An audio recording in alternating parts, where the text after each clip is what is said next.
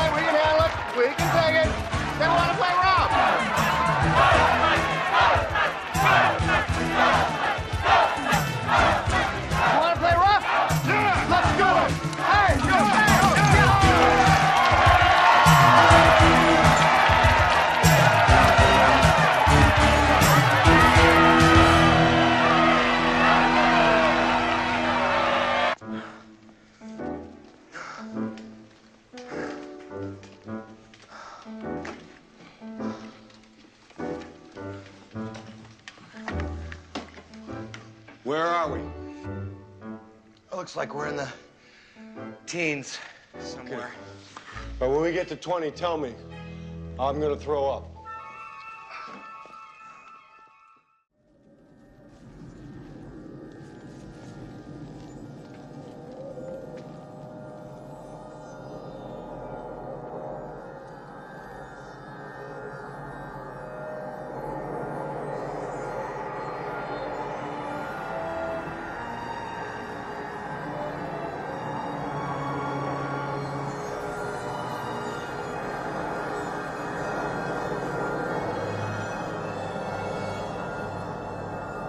Girl.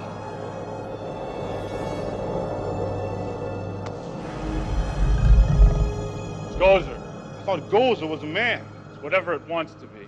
Well, whatever it is, it's got to get by us. Right. Go get her, Ray.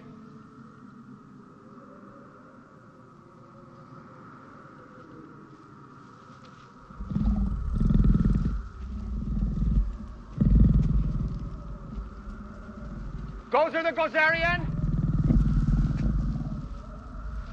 Good evening. As a duly designated representative of the city, county, and state of New York, I order you to cease any and all supernatural activity and return forthwith to your place of origin or to the nearest convenient parallel dimension. That ought to do it. Thanks very much, Ray. Are you a god?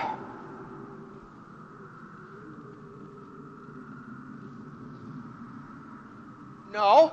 Then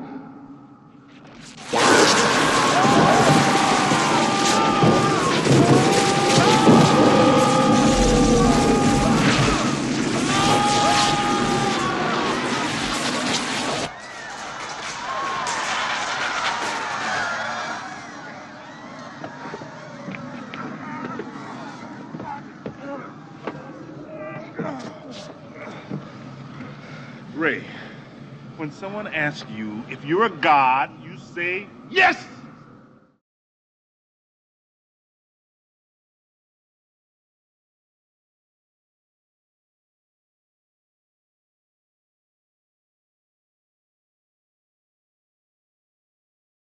John Lilly once put it this way: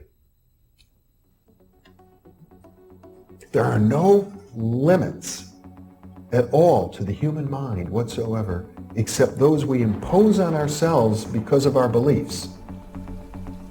And those limits are also beliefs to be transcended. And that's a view that suggests that the possibilities of human transformation are virtually infinite. And we have no way of knowing the outer horizon of what it means to be human.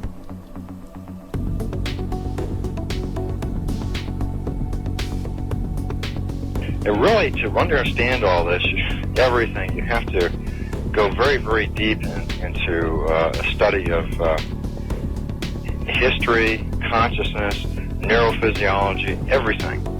You have to be the supreme eclectic type of leaning, and you really have to be wanting to know who you are and what everything's about.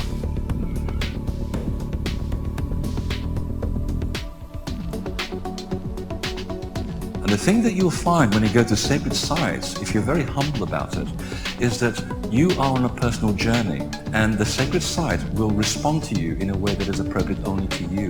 The information is always what you are searching for. And it's the intent you give that energy that defines whether it is used for right action or not. And it is inside these sacred spaces that you will be reminded that you are a god, that you are a bright star. So what you're trying to do is move through the course without ricocheting off walls or creating karma. You're trying to slide through things smoothly. How do you do that? It's called flowing. There's a technique that you can do that will allow you to touch some part of your inner being that has more knowledge than your conscious state does.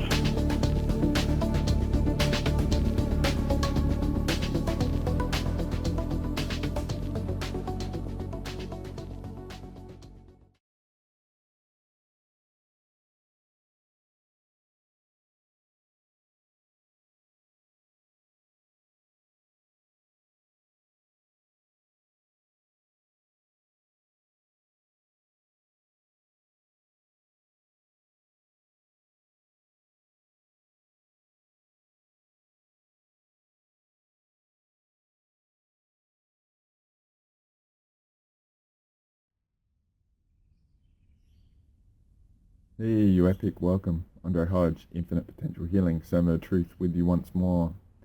And as always, thank you for allowing me to be a part of your journey. I hope you're doing well, and I hope you're inspired and feeling energized and finding another gear despite how whatever might be going on around you. You feel very empowered and taking yourself to a whole next level, because whatever is driving you in this life, in this precious peak awareness era of your very, very short, humble existence on Earth at the moment, amongst many that probably have no comprehension of how epic you are, or all the work and the mastery you have in life.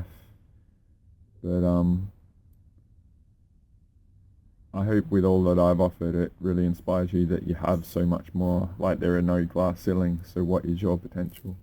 And you're hungry, you're motivated, and you're energized to keep pushing, keep seeking more and stuff. And I've had the good fortune of interacting with a lot that are that way, and it's just been a bit rough, and there is the constant of uncertainty in this world, and the volume of the uncertainty has gone up, but also the volume of the good out there is as well.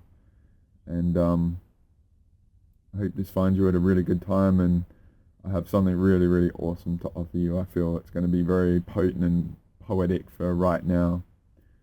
So this is going to be part 10 in our intuitive potential theme, and it's going to be about situational awareness, resilience, and life test mastery. Right. So I've only got about 100 characters in the YouTube name of a video, so I've got to accommodate that. But it's all about, the last one was pretty big for me, but it was an interesting time, and it was the end of January and stuff, and there was a lot going on. I was involved in a lot of stuff, and some pretty nasty stuff going on with people around me as well that I was helping with, and that was very purposeful and important release with a lot of images. And I probably only got about half an hour, 45 minutes and stuff, so I might hold off the images till the end and just get through the main components to put them up front and stuff.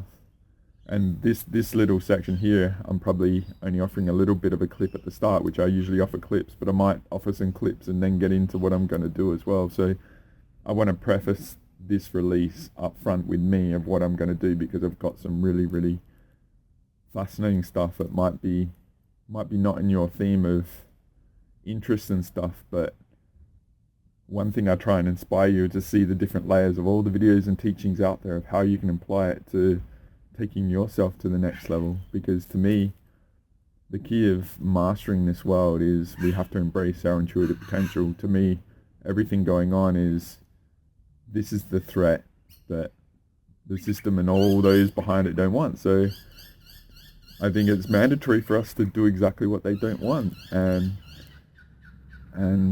my whole theme over the many years has been about all this stuff going on. Like, if we were inferior, then why would it be needed? So the logic is we must be superior. So let's engage that superiority and be their own bratmare, right? So that's what I'm all about, and that's why it's particularly been nasty for me. But it's like, what doesn't kill you make you stronger, and this is all about those tests we go in and how to navigate them and endure them, pulling ourselves back to empowering our awareness to actually see all the vista around us to navigate with the most success.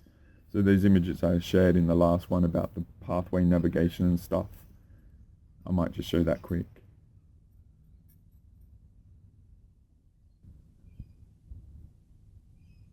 This is one I showed in the last one. So if you know the spiritual no man's land and the awareness journey and all those sort of things, the idea is that, to me, spirituality and energy hygiene and appreciating all that's going on, it's ideally to, in that moment, navigate the best path for ourselves. So if we're messed with, or we're naive to what's going on and we're in denial and all that sort of stuff, potentially we go through setups for failure.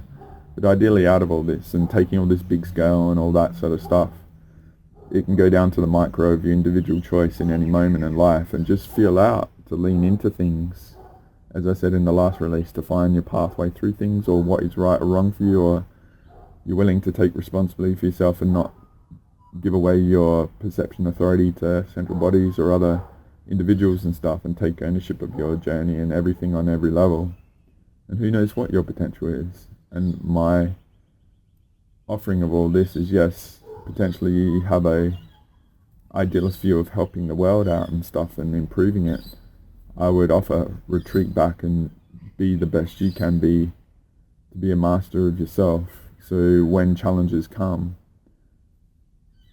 you can master what you know to navigate the unknown, right? Like, the most potent state you can be is like in self-mastery. So whatever challenges come up, at least you're bulletproof and you can navigate and choose what's right, or what's right for the scenario and all that sort of stuff, to have the best win-win outcome for everyone, right? So I just want to move on. But that's one of the images I put in part 9. I would hopefully inspire you to go back and watch that now, with so much has happened since end of January and stuff. And there might be stuff in there that is relevant now and you're ready for it and all that sort of stuff, right? But also energy field mechanics, and the last release particularly about the courage to explore the unknown and mystery schools of life and stuff. These are all related to that, and I will be getting back to that mystery school of life theme and stuff. But I've got some cool stuff relative to our intuitive potential. And the tests that come up, it's ideally exploring this path, taking on all my data and all that, and embracing my teachings and potentially healings and all that. What I'm doing is arming you up to be at your best in any moment, to navigate anything that comes up, right? So I'll just move on from this.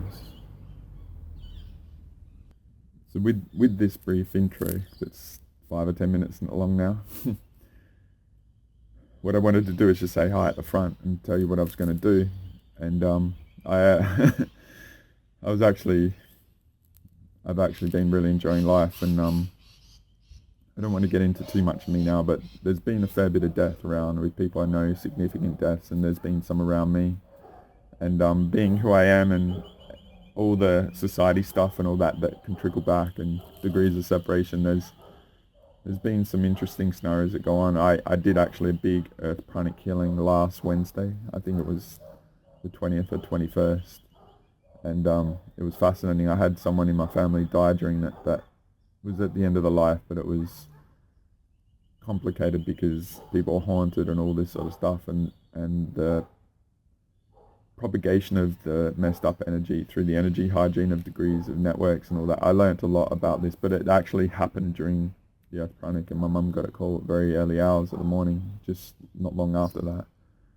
And so it was a profound shift, and it was sad. Obviously, like, mortality is brutal, right? But mortality gives life such meaning as well. So I really hope you feel very inspired, and what I say here just really takes you to the next level. It's so profound, and you might be the one we've been waiting for, and we've all got so much potential. It's just, to me, it's just the hardest thing is to hold back. That's been the biggest test, because I used to, if you've ever watched Groundhog Day, I might have put a Ghostbusters clip at the front of. It's a quick reminder, if anyone asks you a god, you're a fucking god, alright? But I like Bill Murray and stuff, but Groundhog Day was profound. There's a section in that where he's trying to rescue this old guy that dies, and he just couldn't find a way, and it's just, death comes to us all, like the princess in Braveheart, right? And so, again, what I aim to do is really inspire you to make the most of this frickin' moment, and in spite of everything going on, just frickin' own it and see what the potential is. That don't let whatever's going on to distract you from that, or limit you, or hold you back and stuff. And that's where the situational awareness, the adaptability, but also the resilience to push through and realize, no, that's not acceptable. I don't have to tolerate that shit, and just push on, right? Because you can be aware of stuff, you can adapt and accommodate stuff, but if like really nasty, unacceptable shit's going on, like, you have the right to hold your ground and not tolerate the tantrums and all the bullshit. And like, I want to really do a release on all the lying and stuff, and the bullshit that we're just settling for, and the apathy and the indifference and stuff. I don't know where I'll fit that in. I might do it in emotional mastery stuff and all that, but there's just a real lack of personal responsibility about owning the truth and operating with integrity and stuff. And it may feel like a disadvantage because everyone is getting away with murder, but I would offer, like, play the long-term game. You don't know what that will catch other people in other positions when they really need to be in the situations I'm going to talk about here. They might have massive tests that just destroy them, and they'll lose a lot of momentum in their life, and they may not recover and stuff, right? So what I'm going to do is probably offer a couple of clips here. They're pretty cool, but just think about those themes about intuitive potential, the attitudes and stuff, situational awareness, adaptability, resilience in life tests, and wisdom as well, employing it all together. So I might share a couple of clips, and then I'll pop in and share another clip, and then I've got a really cool clip from Crimson Tide. It's one of my favorite movies that I was meant to put in the last one, but I've got it here. And it's about serious tests of what go on, and it's sort of what I do in people and lives. And when things are bad, I probably test people really tough, right? But then I've also got this really cool clip where it's a section of an interview of a Qantas pilot that actually saved an Airbus A380 when it had a really bad engine accident out of Singapore. I think it was 2010. And the plane shouldn't have survived, but it's about the mastery of this pilot of dealing with extreme crisis and the instincts that kicked in and all that sort of stuff. So crisis is going to be happening in life. Preparation is the key to success. So putting yourself in tests and all that sort of stuff will show you your truth and maybe what you need to work on and all that sort of stuff, right? So what I'm going to do is show you those clips. I don't know what I'll be clipping at the moment, but I've got one I've thought of which are pretty cool. and then I'll come back and say hi, or offer the Crimson Tide clip, and then I'll come back and get into the main body of what I want to offer here, of a really profound teaching from an amazing pilot and methods that he employed to operate at that very high level in a extreme crisis, right? So I'll leave you with these clips. I'll see you on the other side, all right? Enjoy.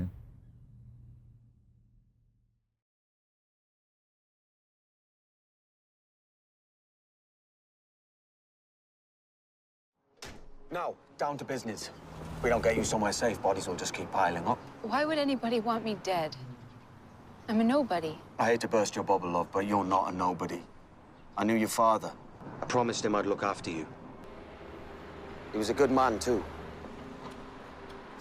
Here. Open this. It belonged to him.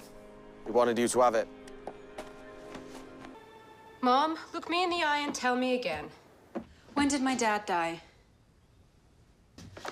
Who was he? He was just some boy that I met at a concert. And he had no interest in seeing you after you were born. And Lord knows your Nana, rest her soul, she didn't encourage it. A friend of his tracked me down. Well, I don't see how. Jasper didn't even know where we live. The man I met said this belonged to him. Have you ever seen it?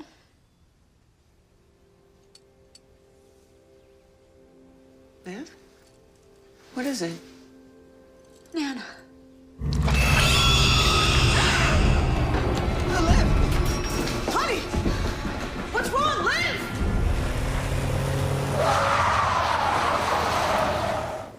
What is happening to me? You're waking up. You're seeing the world for what it really is, just like your father could. Which means what? Impatience. Psychic disease of the 21st century. Where's the pendant? Look around.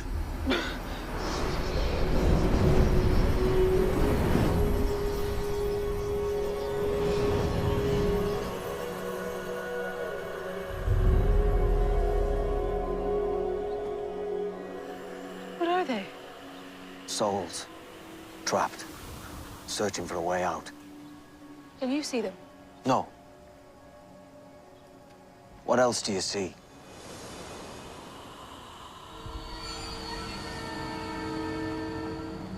There's a train coming. Is there? Look, what are you doing? There's a train coming. Let go of me. Let go. What are you doing? There's a train coming! We have to get off the tracks! Let go! Let go of me!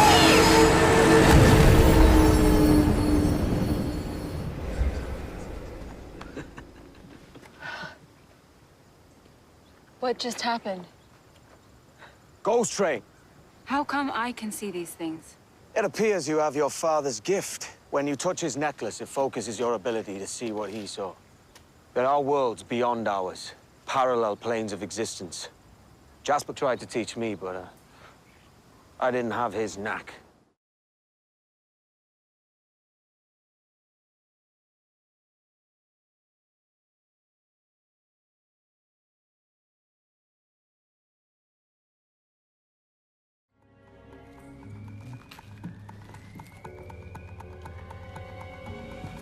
In 3 seconds, those doors are going to open, and 20 guards will be here to shoot us. I know. That's what I'm waiting for. What are you doing? I'm holding your neck so you don't get whiplash. What? Whiplash.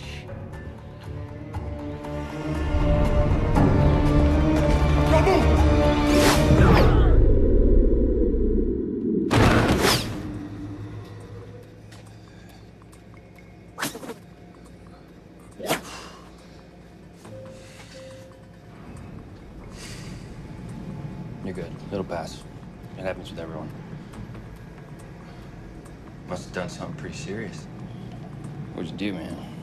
What'd you do? What'd you do? Why'd they have you in there? For killing the president.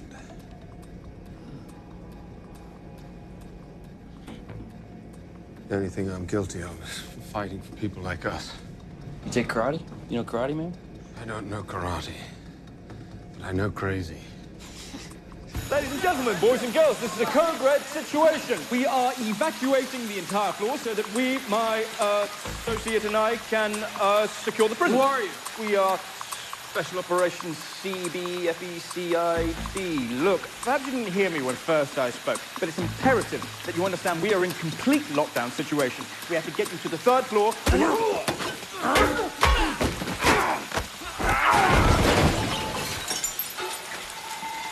Oh, I'm sorry. Were you finished?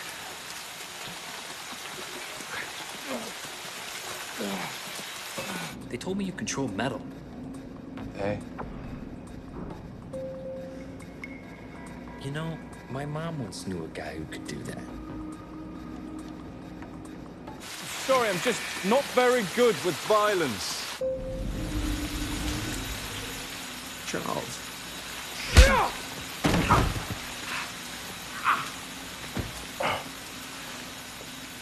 Good to see you too, old friend. And walking. No thanks to you.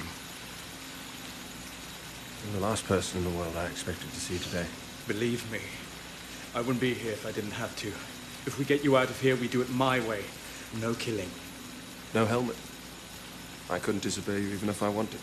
I'm never getting inside of that head again. I need your word, Eric. Somebody move! Hold it right there! Charles? Don't move! Hands up, or we will shoot! Freeze him, Charles. I can't. Hands up!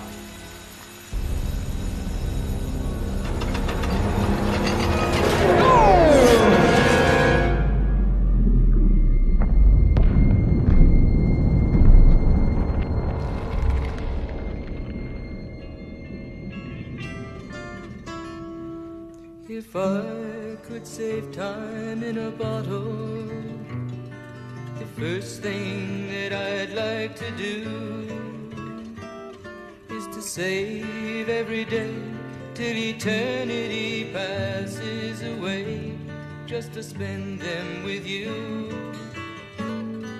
If I could make days last forever, if words could make wishes come true, I'd save every day like a treasure, and then again I would spend them with you. But there never seems to be enough time to do the things you want to do once you find them. I've looked around enough to know you're the one I want to go through time with.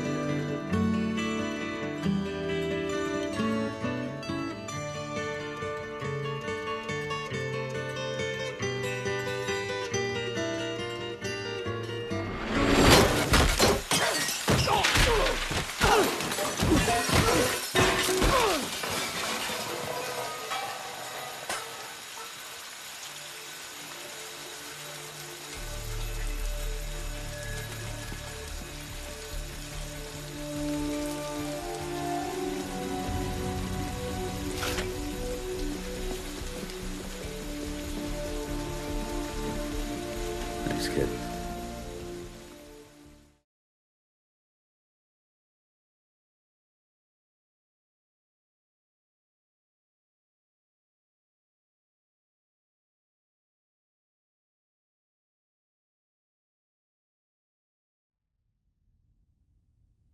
Hey, welcome back. I'm not sure what I shared. It's probably one of the X-Men Days of Future Past, where it's about the situation awareness and stuff. And you think about the X-Men and stuff, they've all got their talents, but there's always potentially someone better than you and all this sort of stuff, right?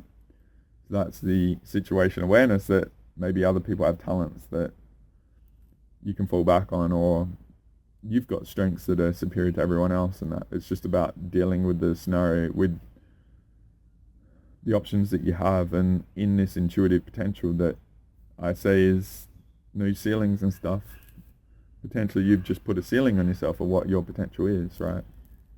And why do you allow that?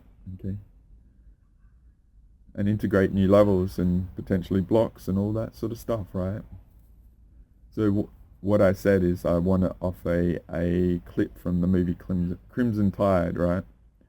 It's a really interesting movie with Gene Hackman and Denzel Washington from the 90s. It was one about being in submarines and stuff like that, and there was this sort of friction between those actors and their characters and stuff like that, and the captain is Gene Hackman, and he's like from the old school and stuff, and Denzel is a new member of the crew. So what goes on is scenarios that sort of are potentially challenging and stuff, right? And they're pretty extreme and horrible, but not to glorify war and stuff, it's pretty much the ultimate test, right? The military are trained very high level to to handle very tough situations and execute in spite of the distractions and confusion that might go on. It falls back to that training and that repetitive sort of stuff. And one of the things I always say is about being thorough, right? And covering all your gaps and all your angles. I talked about gaps in part 9, right? I've got the gap image. I might just show it quick, right, while it's here.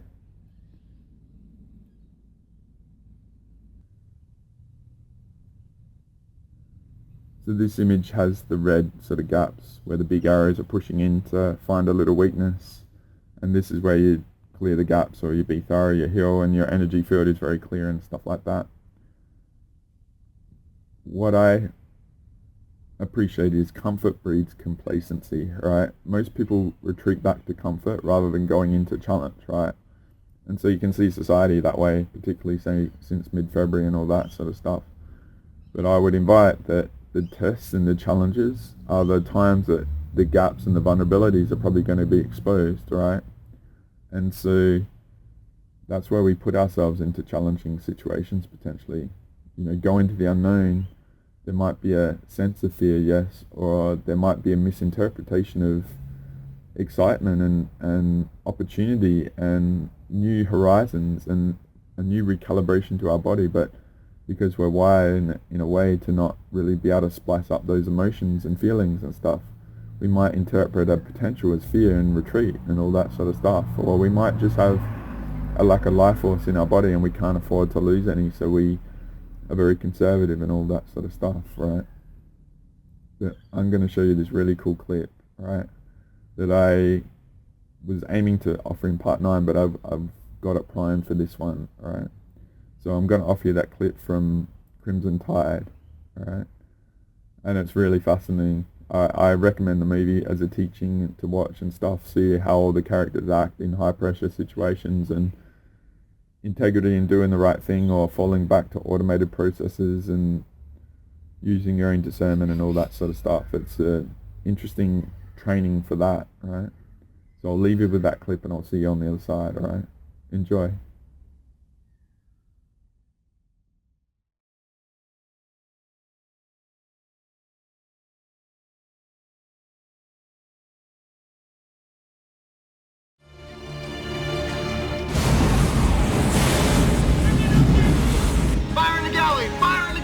Chief of the watch, sound the general alarm. Over damage control, bring additional fire. Fire line control. He's hurt. Hit the kill switch. Couldn't get to it, too hot.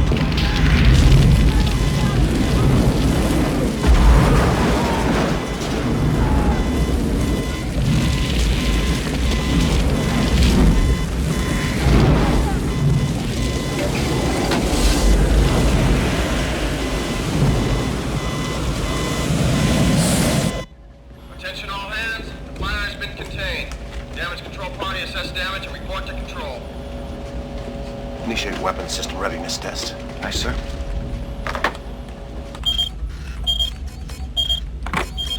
Con, radio, we are receiving flash traffic, emergency action message. Recommend alert 1. Recommend alert 1. Alert 1, man battle stations, missile for weapon systems readiness test. Spin up all missiles. What the hell is he running a missile drill now for? You're in charge. Aye, sir. Man battle stations, missile. Weapon systems readiness test. Spin up all missiles. This is an exercise. Captain's in control. Sir. Good of you to make it, Mr. Hunter. Get the authenticator. Set condition 1, SQ for WSRT. This is the captain. This is an exercise. Set condition 1 SQ for WSRT. This is the XO. This is an exercise. Captain, that fire in the galley could still flare. Now's not the time. Make your depth 150 feet. All stop.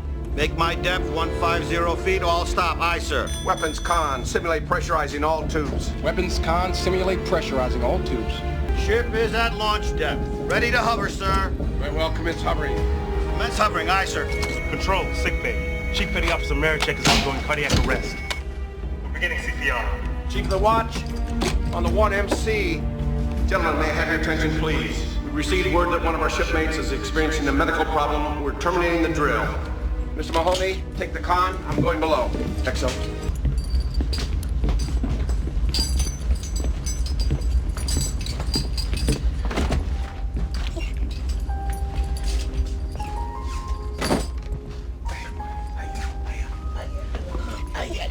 Oh, well, yeah. So, Mr. Hunter, do you think I was wrong to run that drill? Not necessarily, sir. Do you think I got that man killed? No, sir. One thing had nothing to do with the other. It was an accident. Would you have run the drill? No, sir, I would not. Why not?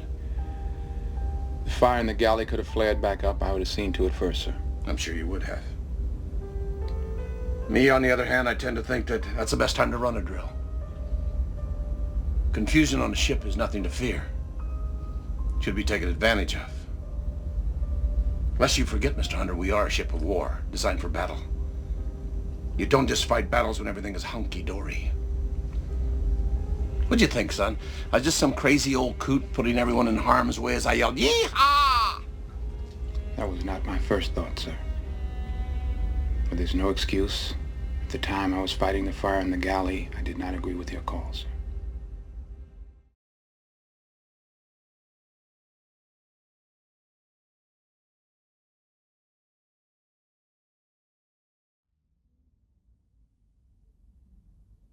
Hey, welcome back. Thanks for still being here. I'm not sure how long this is at the moment, but this will be probably a pretty long one because the main clip that I've got coming is quite a bit. I might add some clips about the news articles about it and stuff.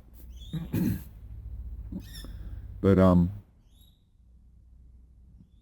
being a guy, obviously those sort of movies with Crimson Tide and the subs and all that, they might be more of interest for me than you out there and stuff. But as I share all the clips that I do and I go source them and keep an eye on what's going on in movies and TV shows and stuff, there's always profound opportunities to learn and teachings that are layered in them and stuff, despite everything that they might be about and all that sort of stuff, right? So I just always keep an eye on them, and it's hard to disarm to see them all and stuff like that. But this particular one about the Crimson Tide, right, when there's a bit of a accident, like a fire, a dangerous situation on the ship and stuff like that. And then the captain, right at that worst moment, decides to initiate a test of a simulated launch of missiles and stuff. And so the character of Denzel Washington, from a logic point of view, right, of doing a test like that when someone like a fire's been on a sub, which is probably one of the worst things that can happen aside from the death that happened and that. And doing that in a worst case scenario seems like a insane act, right? But there's that really cool debriefing at the end where the wise old captain says, look, war is hell, like war isn't comfortable. And in war, the worst things happen and you still have to execute. So like employing those challenges in the operation of the sub when it was quite extreme was an actual poetic time to do the challenge, to see the truth of the situation and execute in times of stress and challenge. And you can't simulate them, you have to go through them and see where all your angles are and stuff. And so what I would invite is that life is a challenge, potentially. Life has uncertainty, and life has extremes at times that we all would dread to face or be in and stuff like that. But the potential of avoiding challenge is highly unlikely. So what do? Well, we become better, we prepare, we learn, we test and challenge ourselves every moment potentially to be ready for anything, to show us how we truly are in the cold face of any event that goes on, right? So it's a really profound clip, and it's really awesome for me that I actually finally set it up well to offer, because the other one was, I introduced many concepts and stuff like that, and it's very worthy of what I did. This is just building on that, as well as the mystery school of life and all that sort of stuff. Because what I said about in that part one of the mystery school structure, how it was in ancient times, it was, to me, like society was brewing us to be intuitive and brewing us to be the best, to formulate the epitome of society, like draw it out of people, not dumb us down with additives and chemicals and education systems and all that sort of stuff to set us up to work for corporations and all that. But and what I offered in that part one, or the part three of the Courage to Explore the Unknown and Mystery School of Life, is that while the centralized structure and expression of an education system isn't there, the mystery school of life is a foundational sort of variable in existence, even on Earth, despite how it is, and we can approach it that way. And potentially the tests are there to draw out the intuitive potential, and I've got some really cool clips relative to that, where people's lives are put online and really powerful mystics kick in, and I'll probably save them for the mystery school sort of theme that I'm getting into with Courage to Explore the Unknown. But just with the theme of this particular release, our intuitive potential and the situation awareness, the adaptability and life test resilience and stuff, just appreciate all that. And we know what we know. We don't potentially know everything, and so we potentially need to go through experiences that might not have a successful outcome, and that, and it's not about success, win, lose and all that. It's about experience is the key to wisdom, and failure is a good teacher, and then learning what we didn't know in a real life scenario, to see the angle there and realize, okay, I can do that. And sometimes failure is a great teacher, like hard lessons teach you a lot, and you remember it, and then you build upon it, and then you'll never forget it and stuff. Whereas if you just went to the cheats at the answer at the back of the book to get the answers and stuff, you didn't learn the scenario. And I've had a lot of interaction with people say that have a lot of ambition, and they're looking to cheat and shortcut and stuff, and going back to what I've said about IT, like people cheated about getting Microsoft certifications and stuff, and to me I was always terrified of being in the cold face of a challenge and not being prepared, because there was all this expectation on me and stuff. And it's just, there's a lot of superficial stuff and charisma and stuff, and presenting certain things and not really result orientated and stuff, and challenge and proving yourself in the coal fire face of recognizing wisdom and all that sort of stuff, right? So I would just invite all that, if that makes sense, because it's getting a bit late and I've left it a bit late. I was actually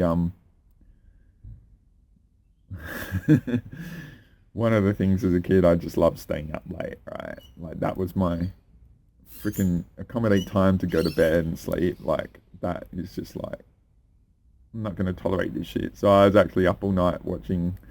I was aiming to get a good sleep to be prepared for this, but I haven't had much sleep because I was really fired up and enjoying. I came across these, I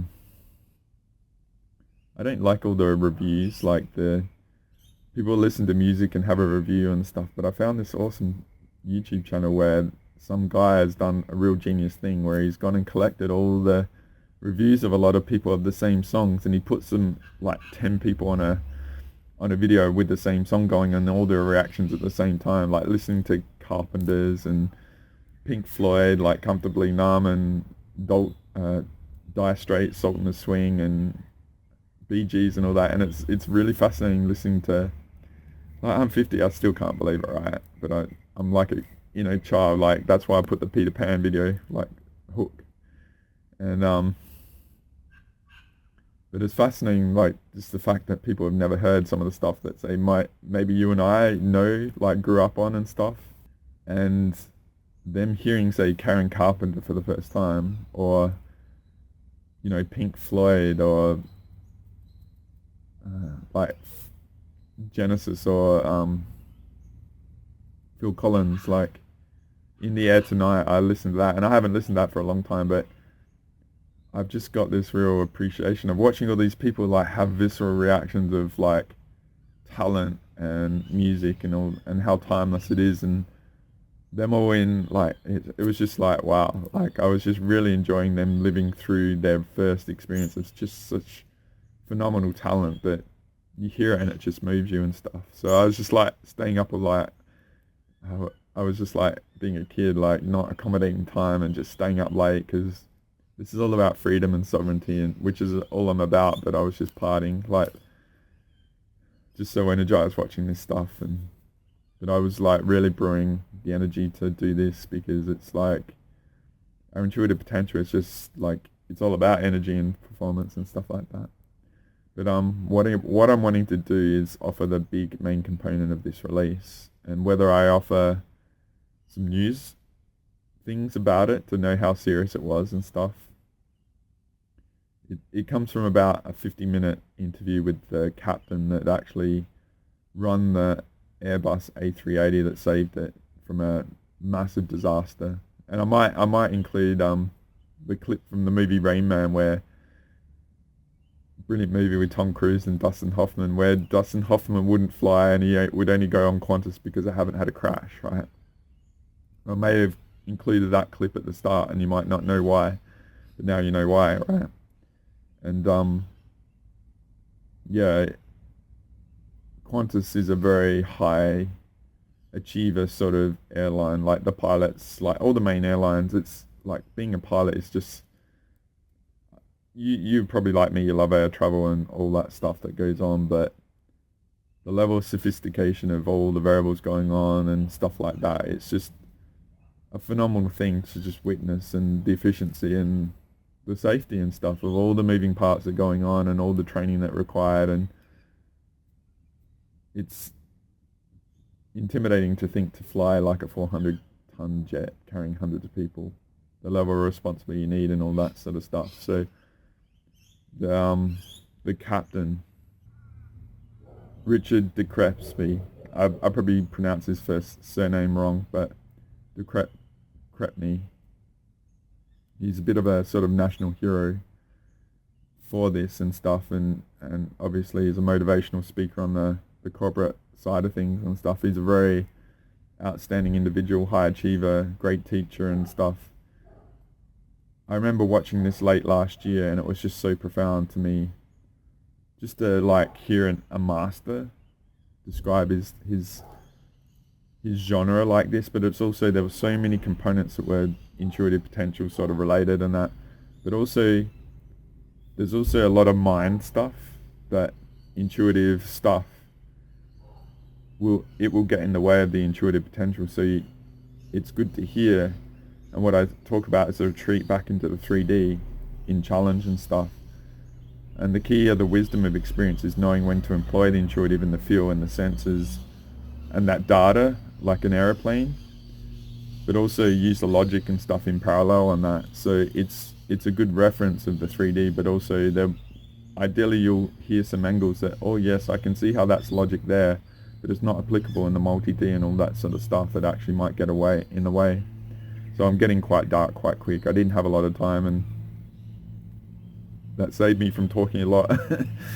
But this is going to be a really interesting and powerful clip, I feel. And it comes from Aviation Australia, and I'll put the clip of relating to them and stuff, because if you guys are watching this, I thank you for facilitating him, and I hope this draws a lot of people to you guys. But I think this will be a very powerful teaching of situation awareness, adaptability, and resilience in the tests of life and wisdom of employing that and stuff. Because you have to go on instinct, and it's all the training and all the prep and all that sort of stuff. So master what you can so you can deal with what you can't in any moment, right? So I'll leave you with this now, and I hope you enjoy it and get a lot from it, all right? Enjoy.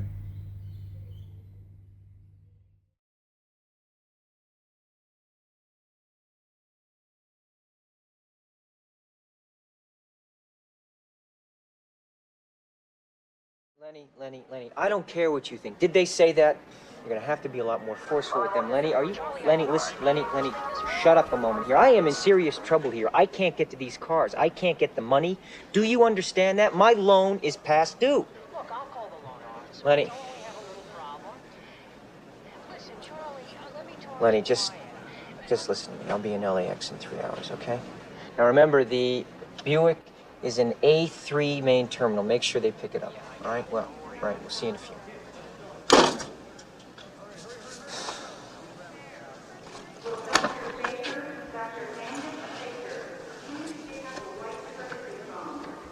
Ray, let's go. Ray, let's go. Come on.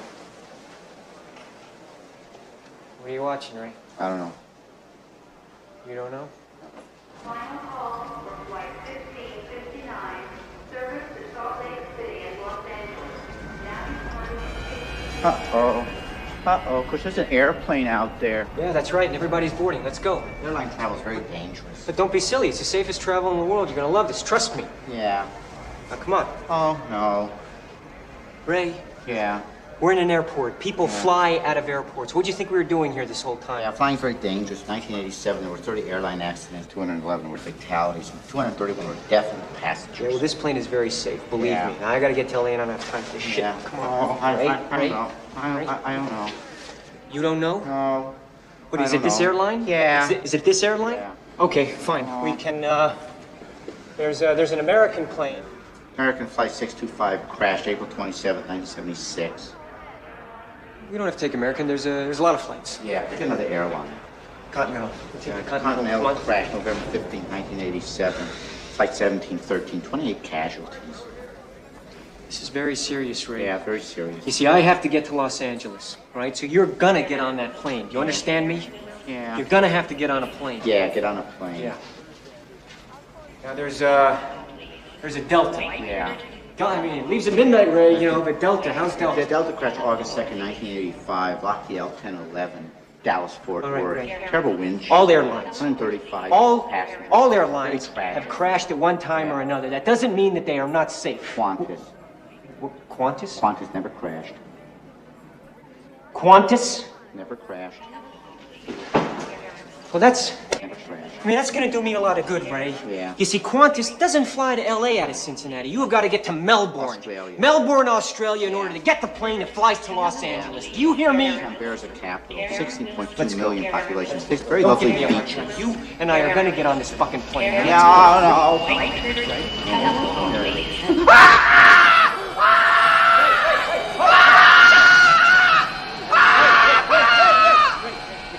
We're not gonna take the plane. He's okay. He's okay. He's okay. We're not gonna take the plane. Just relax. He was upset. We were gonna take the plane. We're not gonna take the plane now. We're not gonna take the plane, Ray. We're not gonna fly. Okay? No flying. We're not gonna fly. No flying. You tire me, Ray. Yeah. We're gonna drive to Los Angeles. We're gonna drive to LA. Okay? Come on, Ray. Ray? Come on. Yeah. Come on. Here. No flying. Take the bag. We're not gonna take the plane, Ray. Just Yeah. grab the fucking bag. No flying. You're killing me, Ray. I just want you to know you are killing me, man. No I flying. gotta be in LA in 3 hours. It's gonna take me 3 days. Come on. Come on. No flying. No flying. No flying. Of course, I got Jeopardy at 5 o'clock. I'll watch Jeopardy. Don't start with that, Ray. Don't Got start. Jeopardy at 5 o'clock.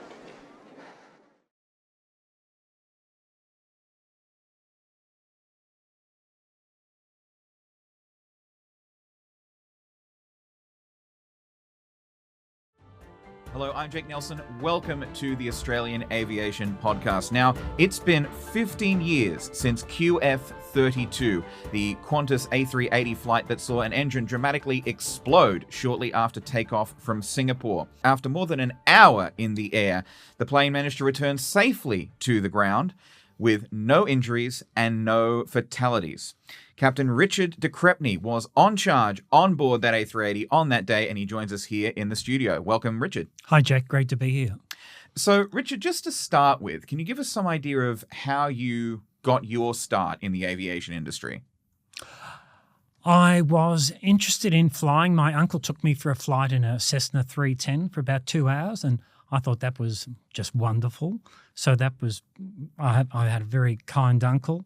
And then my father, I guess, engaged that possible passion by, he took me on a tour of the Air Force Base at Point Cook in Victoria. And that was the Air Force Academy, and they had computer labs, hypersonic wind tunnels, all kinds of extraordinary science and technology. And that's where I wanted to go. I wanted to do something engineering-wise, but this was like engineering on steroids in 3 dimensions. So that made me convince myself that I had to go to the Air Force, and that gave me the motivation to work hard at school to get the marks to get in. And so you started in the Air Force, and how was your Air Force career? 11 years. I was a jack of all trades, master of none. I flew transport, helicopter. I was in the Sinai Desert with an operation there, and I had a posting to F-111s that had me going through the fighter base at Williamtown for about 2 years. So I really saw just about every part of aviation. I loved it, and but as I said, jack of all trades, master of none. But it gave me a good grounding for basically anything that could get off the ground. What were some of the lessons that you learned in the Air Force that you were able to carry over into your commercial aviation career? Certainly a lifetime of learning, that you'll never know it all. The minute you think you know everything is a second before you make a really silly mistake. So you've got to be confident, you've got to be courageous, you've got to be confident enough if you're in a fighter to go a single pilot in a fighter into enemy territory and think you're going to come back. That takes an extraordinary ego. But to build that confidence, you have to be confident in the machine. That means in the Air Force, if you don't operate the machine to its limits, your enemy will, and they'll kill you. So you have to operate right to the limit of the airframe, and sometimes you lose control, which is just accepted as part of the operation. So then you have to learn how to recover aircraft that are stalled, inverted, spinning, on fire, and you have to do it almost habitually. In other words, you train in the things that scare you until they don't scare you. And I think that part of the Air Force in using the machine to its max, to understand it down to its nuts and bolts and half ball valves, and to operate to its limits, that's what I loved in the Air Force. And so from the Air Force, how did you transition into commercial aviation? I did a job as aide to the Governor-General in Canberra, and what I saw of the ministers in charge of defence at that time, and even the service chiefs, didn't impress me. And I thought, if I stay in the military and get to the top, I've got to be a sycophant to some of these politicians that I didn't respect. So I knew I had to get out. There was no point staying in the military. I wouldn't be able to keep true to my values. So I went to Qantas, and fortunately, it was timed. I mean, aviation goes in 15-year cycles, highs and lows. At the moment, we're in the biggest recruiting phase probably ever in aviation. I mean, it's been doubling every 15 years since the 1970s. And so it's absorbing all the pilots we can give it. And fortunately, I joined Qantas at a good time, and I had a most wonderful time in Qantas, flying, again, what I wanted in the Air Force, the biggest, the fastest, the best. So the jumbos, A330, A380. I had an absolutely blessed time in Qantas. And about when was this that you joined Qantas? 1986. What sort of aircraft, you mentioned the jumbos, but what sort of aircraft were you flying at the time when you started out there? The jumbo, the 200 and 300 series, the 767 had just come into service, but I didn't want to fly a small twin, so I kept away from it. Interestingly, a lot of pilots fear new technology. So when the 400 series jumbo came out in '89, almost no pilots. I think I was only one or two pilots that requested to go for it. People didn't want to take a risk with the new technology. And that would be repeated later with Airbus type stuff. But so I found myself 2 times in my career jumping hundreds of numbers in seniority because I was applying for the types of aircraft that the other pilots were avoiding. What was so new about the 400 that had all those pilots so skittish? Right. The 100, 200, 300 series jumbos had a flight engineer, a flight engineer's panel. You had 1,000 systems, independent autonomous systems, loosely coupled together by switches. Just wires, very little electronics between it. When you went to the 400, you have a central maintenance computer that can monitor the components. In the 400, to get the reliability without the engineer, you see, you could take off with 2 parts in an early jumbo, and if one part breaks, the engineer will fix it. Now you lose the engineer. So now the 400 has 3 bits of everything. So we can lose one part even before departure, and we can still go. So that's the redundancy. We get an extra component on board. We don't need the engineer. In fact, the modern aircraft now don't even have circuit breakers in the cockpit. The space shuttle doesn't have a circuit breaker. They have these like a Control-Alt-Delete switches, and all the main power circuit breakers are down below. So the whole concept of the new aircraft is that you don't actually fix things. If it's broken, leave it turned off and continue with what's operating. So this was the change from discrete systems to, in the 400, a coordinated system of computers that now talk using buses like CAN bus or Modbus. They talk to each other and they now become linked. And in the 400 jumbo, you had a switch which was off, auto, on. And most of the switches are auto, which leaves the computers to coordinate everything. But you could always turn any system either manually on or manually off. That was a limit of the Boeing automation up until fly-by-wire. And so as your career progressed, you eventually came to be flying the A380s. Were you among the first pilots to be doing that? I was. I went to the A330 about 6 months after they landed in Australia. And the fly-by-wire is a new technology.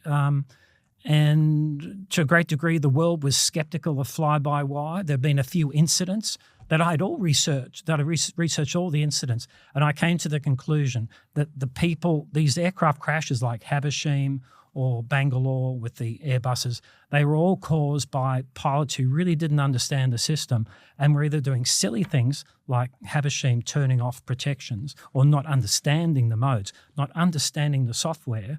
It's like starting up a flight simulator but not bother to configuring it or something. You have to understand the software if you're going to use it. And the Airbus is a computer-controlled aircraft. If you turn all the automatics off, you get back to a direct law, which is like flying any other aircraft, even a Cessna. But if you're going to have the automatics on, you have to understand it. And that takes a skill. You see, a lot of older pilots, and we're going from jumbo perhaps to these 330s and 380s, the older pilots, if they're not used to studying, lose the ability to study. And so they find changing modes and changing the philosophy that you do between Boeing and Airbus very challenging. So it's totally different operation. And the best way to summarize it is the word embrace. That when you convert to Airbus, instead of saying, hey, look, this is crazy, Boeing do it this way, Airbus will say, embrace it. It's a new philosophy. You just have to let go of the past and come into the new. And that was a phenomenal change, a very exciting change. And I've had a computer company for 40 years, so I'm used to software and databases and all these systems I have in the aircraft. So to me, it made sense. To me, it was really logical. And so I'd love the transition from a almost manual Boeing 747-400 to the new generation of computerized electric networked Airbuses. Richard, talk us through how things started on that day, how everything, it seemed like a normal flight at the beginning? It's 15 years ago today, and that amazes me because it doesn't seem like 15 years. Ever since that day, every day since then, I've been reminded of that flight. People contact me. I've got a lot of friends of passengers who were on that flight who became friends. And so my life absolutely changed. I mean, I used to have black hair, and but now I get to talk about resilience and really why that flight was such a success. For the black swan incident that it was, which we lost 650 wires, half the networks, 21 out of 22 systems affected, massive flight control damage. In fact, there were so many things that were broken we didn't know because the sensors were broken to tell us. So all our landing performance was never correct. We never landed with the right performance, but we did control checks in the air. We did all these procedures to mitigate for some of that. And in hindsight, I think all of the 100 decisions we made in the air during that event were turned out to be true. It turned out we made the right decision. So it's not a compliment to me. It's a compliment to all the crews, the pilots and the flight deck, the cabin crew, 8 teams. QF32 was an absolute team success. So I've had pleasure in explaining to people what resilience is, whether it's personal, corporate, or national, and why QF32 was resilient. We're going into all those different aspects. It's complex. We get into human factors, which aviation has almost the patent on. Human factors is how people are built, what we can do, how we react to external things, and how you build machinery to interact with it. So aviation has studied human factors so that the humans and the machines operate safely, and aviation's clearly the safest transport mode in the world. We only lose 500 people a year out of 4.5 billion that fly. So yes, of course, it's not good to lose them, but in terms of safety compared to anything else, certainly any other transport, it's remarkably safe. So my life after QF32 has been to talk about these elements of resilience and try to help people, and particularly in health, the health industry that struggles with human factors, to try and help them build up their resilience as well. You mentioned a black swan event. What is a black swan event in aviation? A black swan, curiously named after the black swans in Perth. The colonisers came to Perth thinking that all swans were white. So they were shocked. They didn't know it existed. So a black swan event is similar to that. It's an event that you never thought would happen, unthinkable. You just couldn't imagine it. Very low probability of happening, but it has a significant effect. So the 9/11 for most people was a black swan event. The global financial crisis for most people was a black swan. QF32 was a black swan because when that engine number 2 exploded, certification says the aircraft designers have to be able to take one piece of that disc that explodes. Generally, it explodes into 3 pieces. You have to only take one piece and survive. So the aircraft manufacturers like Boeing and Airbus say that has infinite energy, that piece, and we have to stagger the engines forward and backwards so that exploding engine doesn't take out the others, and we have to have defenses in the fuel systems. Any critical system, we have to survive one piece, right? So the A380 was designed to take one piece and survive, but we had 3 pieces that hit the aircraft, and it took out all those wires, half the networks, and so the damage was much in excess of what any certification standard has. Airbus aircraft certification takes you up to 1 in 10 to the 9, 1 in a billion flying hours. We were 1 million times less probable than that. And so it was unlucky. It was a black swan event. But I just have to reinforce that the design of this aircraft was extraordinary. And I had pleasure in giving an address to 600 people, leaders at Boeing. And I had pleasure in saying that I gave a presentation to the 600 leaders at Airbus at their annual conference, and I stood up in front of them and I said that 469 passengers and crew, and for every person that died, there'll be 70 people that will go to their funeral. So I multiply 469 times 69, and I said, so 32,000 people would like to thank Airbus for building a resilient aircraft, and that's what I honestly think. I think all these Airbus fly-by-wire aircraft are amazing. They're efficient, and I have the highest respect for them. And in the case of QF32, it absolutely proved itself resilient. So we're talking about, you mentioned the human factors, you mentioned how humans react. That moment in the cockpit when you heard the bang as the engine went up, what was the reaction in the cockpit? How did you guys respond to that as suddenly everything went straight to hell?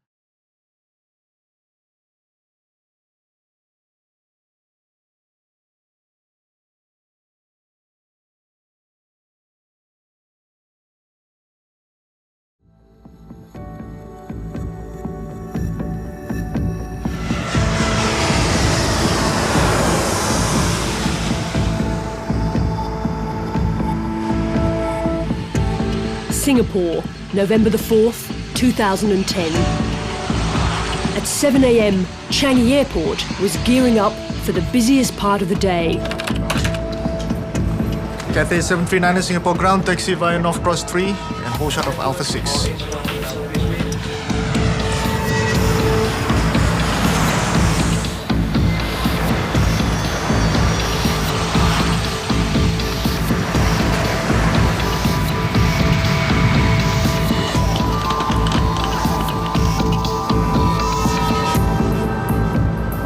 It was a beautiful day. Sun was shining, pleasant temperatures, calm winds. Temperature was about 29 degrees Celsius. The wind was about southerly at 5 knots. The conditions were perfect to go flying. QF-32 had just touched down from London. It had a 2-hour turnaround before takeoff to Sydney. The A380, the largest passenger aircraft in the world, powered by 4 Rolls-Royce engines to lift 465 tons of machinery and people into the air. It is the latest technology. It's the derivation of 100 years of aviation, and it is a superb machine to fly. 29 fresh crew members were heading in to man the flight to Sydney. Neither Captain Richard de Crepney nor First Officer Matt Hicks was originally scheduled to fly that day. Some first officer had gone sick or gone home, and just the ensuing disruptions meant that I had to do that service. We'll be doing equipment checks in about the next 2 minutes, so please could you check your equipment now? Thanks. A small army of cleaners were hurried off the plane as the cabin crew prepared for the arrival of 440 passengers. Coming on the aircraft now, all the ASO and AVO stuff, so I mean, you know. It was such a normal day. Our call time, the briefing, on the bus to the hotel, get the briefing from the airport staff, and then get onto the aircraft. We did our checks. There was no fluke. There was nothing missing. Downstairs in the terminal, the passengers were checking in.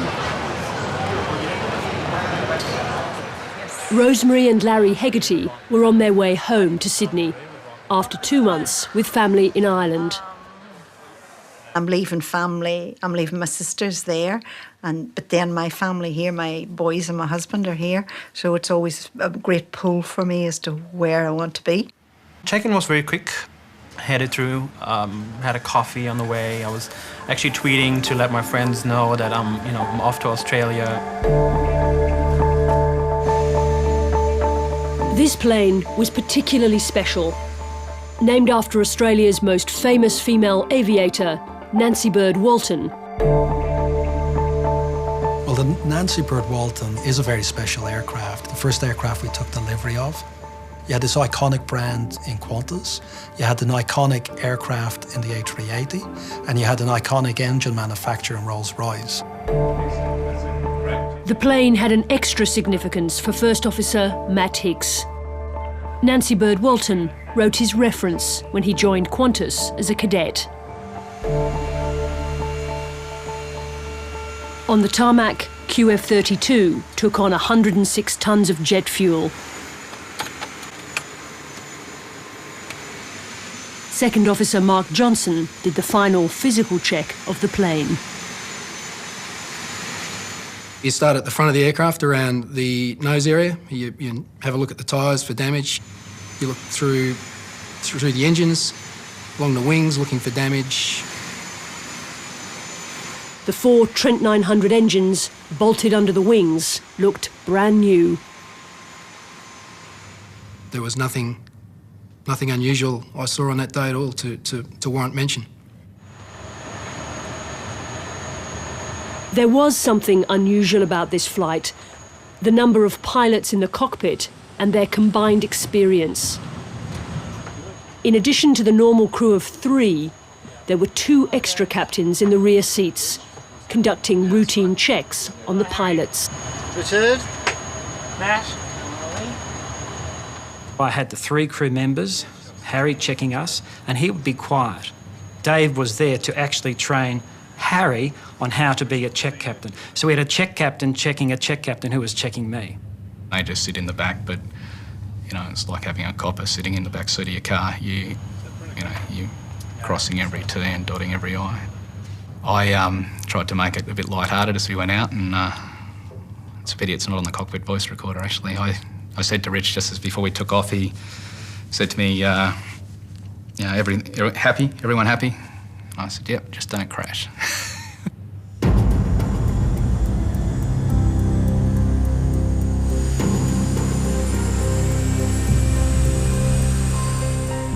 Just before 10 a.m, QF-32 moved towards runway 20 center.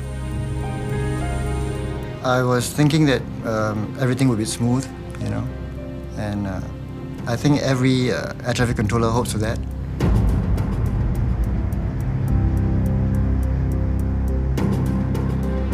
There's a camera on the tailplane, so you can see the aircraft taxiing out, get to the end of the runway.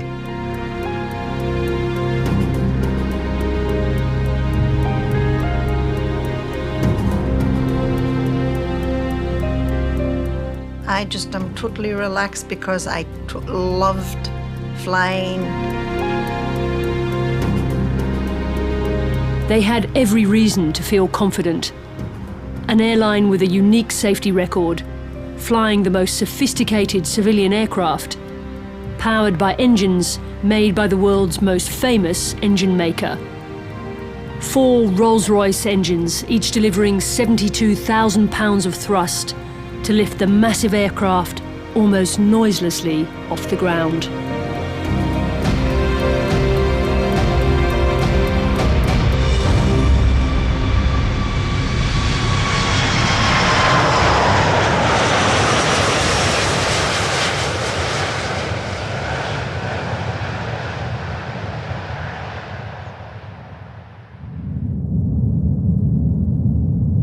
At 1 minute past 10, 5 minutes after takeoff, the plane was in a comfortable climb.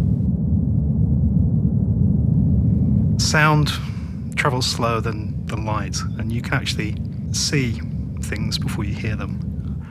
And I can remember seeing this flash of white come off the inner engine. And at first I thought it was just a puff of smoke, but then there was an incredibly loud bang. And the whole plane started to vibrate. There were 2 loud noises. It was like boom, boom. I saw something flying out of the aircraft wing. It's hard to tell what it was. It was very fast. The wing, all of a sudden, the surface opened up and debris flying forward and sparks forward. But it went with such a speed, you can't follow with your eyes. All you could see was the smoke and little bits of black debris coming flying out. And I just looked at Larry and I said, do you think there's birds that we hit? Do you think we're going to be all right?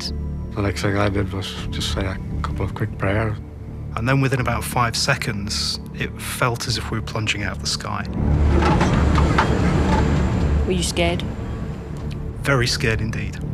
I immediately went to level the aircraft, which would serve to bring the thrust off the engines and to make everything less severe. Master warning, clearing engine 2 fire.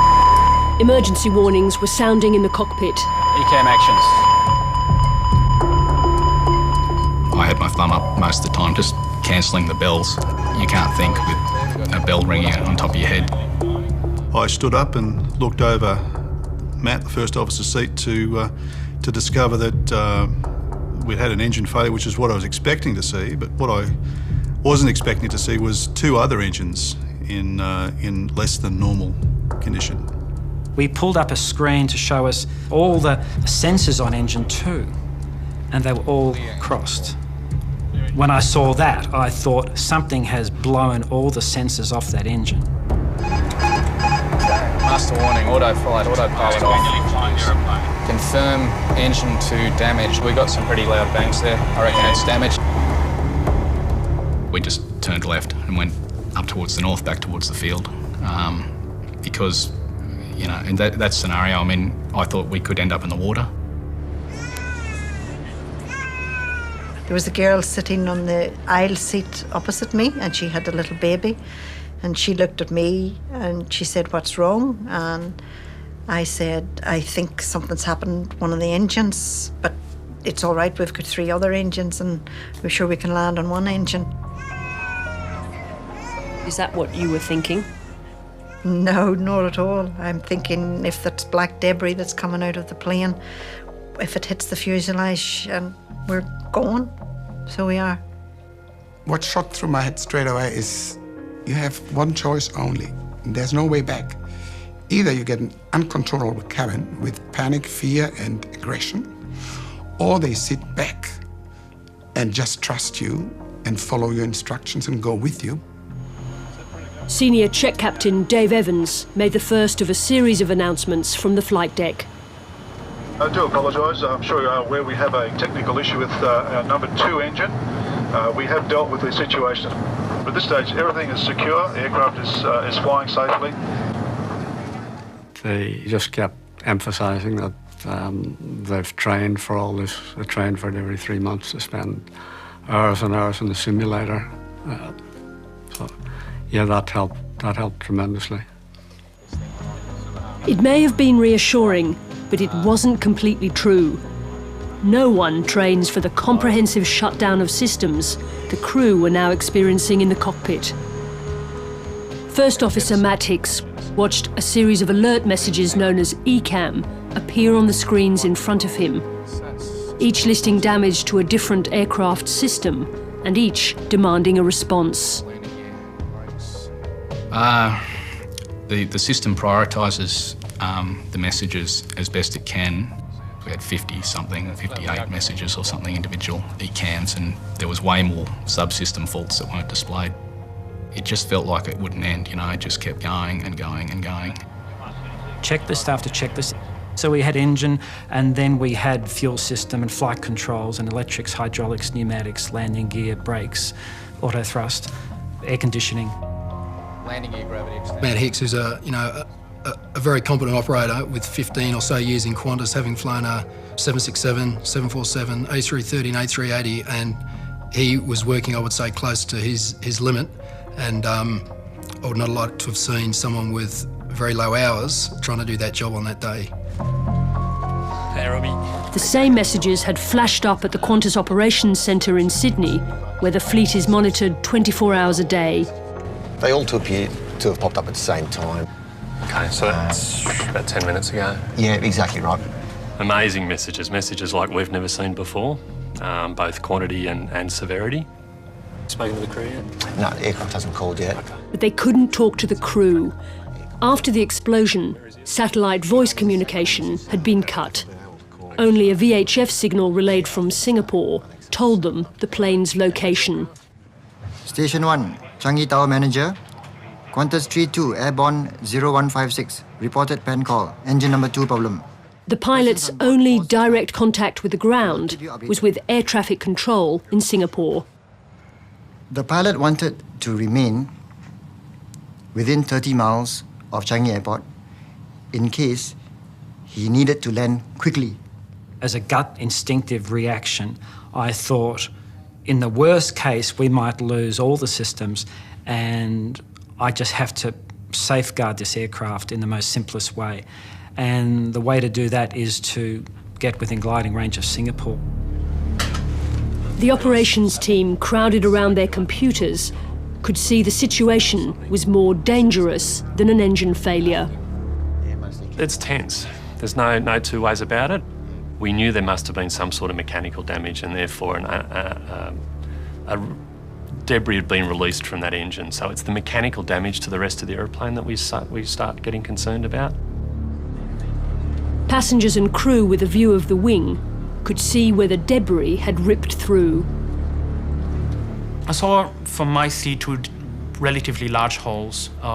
One hole looked like a human body could fit through it, actually, in size. And you could see, parts of that wing being bent outside. Mark Johnson went back to the cabin to take a look.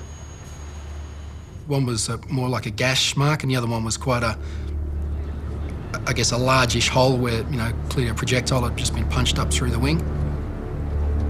The cowling was gone, and the rear of the engine was all smashed and damaged, and the wing was damaged, and we could see we were losing fuel.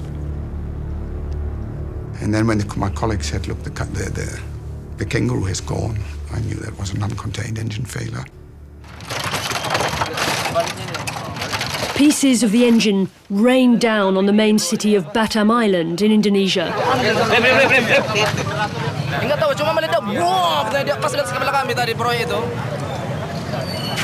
While the plane was still in the air, pictures of large pieces of the aircraft on the ground began appearing on television. Satu persatu pecahan dan serpihan pesawat Qantas Super Jumbo dengan tipe A380 yang diberangkatkan. Twitter messages spread claiming that a Qantas plane had crashed. The mistaken tweets were quickly reported as news. Qantas CEO Alan Joyce was in his car in Sydney. Our investor relations people who were with me at the time said our share price was collapsing. We then did a ring around to find out why. Some of the shareholders had picked up from social media, and that was being reported, that Qantas aircraft had crashed in Indonesia. Nick McGlynn, the Asian regional manager for Qantas, got a call in Singapore. I had a call from our manager in Indonesia. He'd had a phone call from Batam saying there were parts of an aircraft falling from the sky, and they looked like Qantas parts. And there were suggestions that it possibly had crashed. When you do get that phone call, though, your heart stops, and you think, "My God, what has happened here?"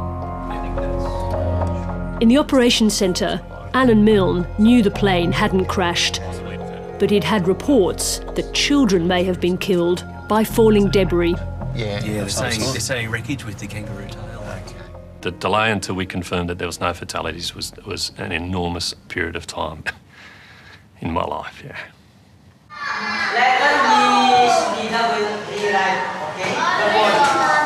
At the Elisadai Primary School, a piece of the engine had crashed through the roof. Suddenly, I heard something, very hard explosion like that. Boom, something like that. I still not realize what is it. I just to try to catch and so hard. And at that time, I know that that's from the airplane. It fell only centimetres from a 5-year-old boy at his desk. Batam Air Traffic Control informed us that some aircraft parts were found by residents of Batam Island. We immediately conveyed this information to the pilot. Circling above the water, the captain had no time to think about what had happened on the ground. I was aware that it was there, but I can't affect that. There's nothing I can do. So you just face the enemy in front of you. He was trying to work out if he could land the plane safely.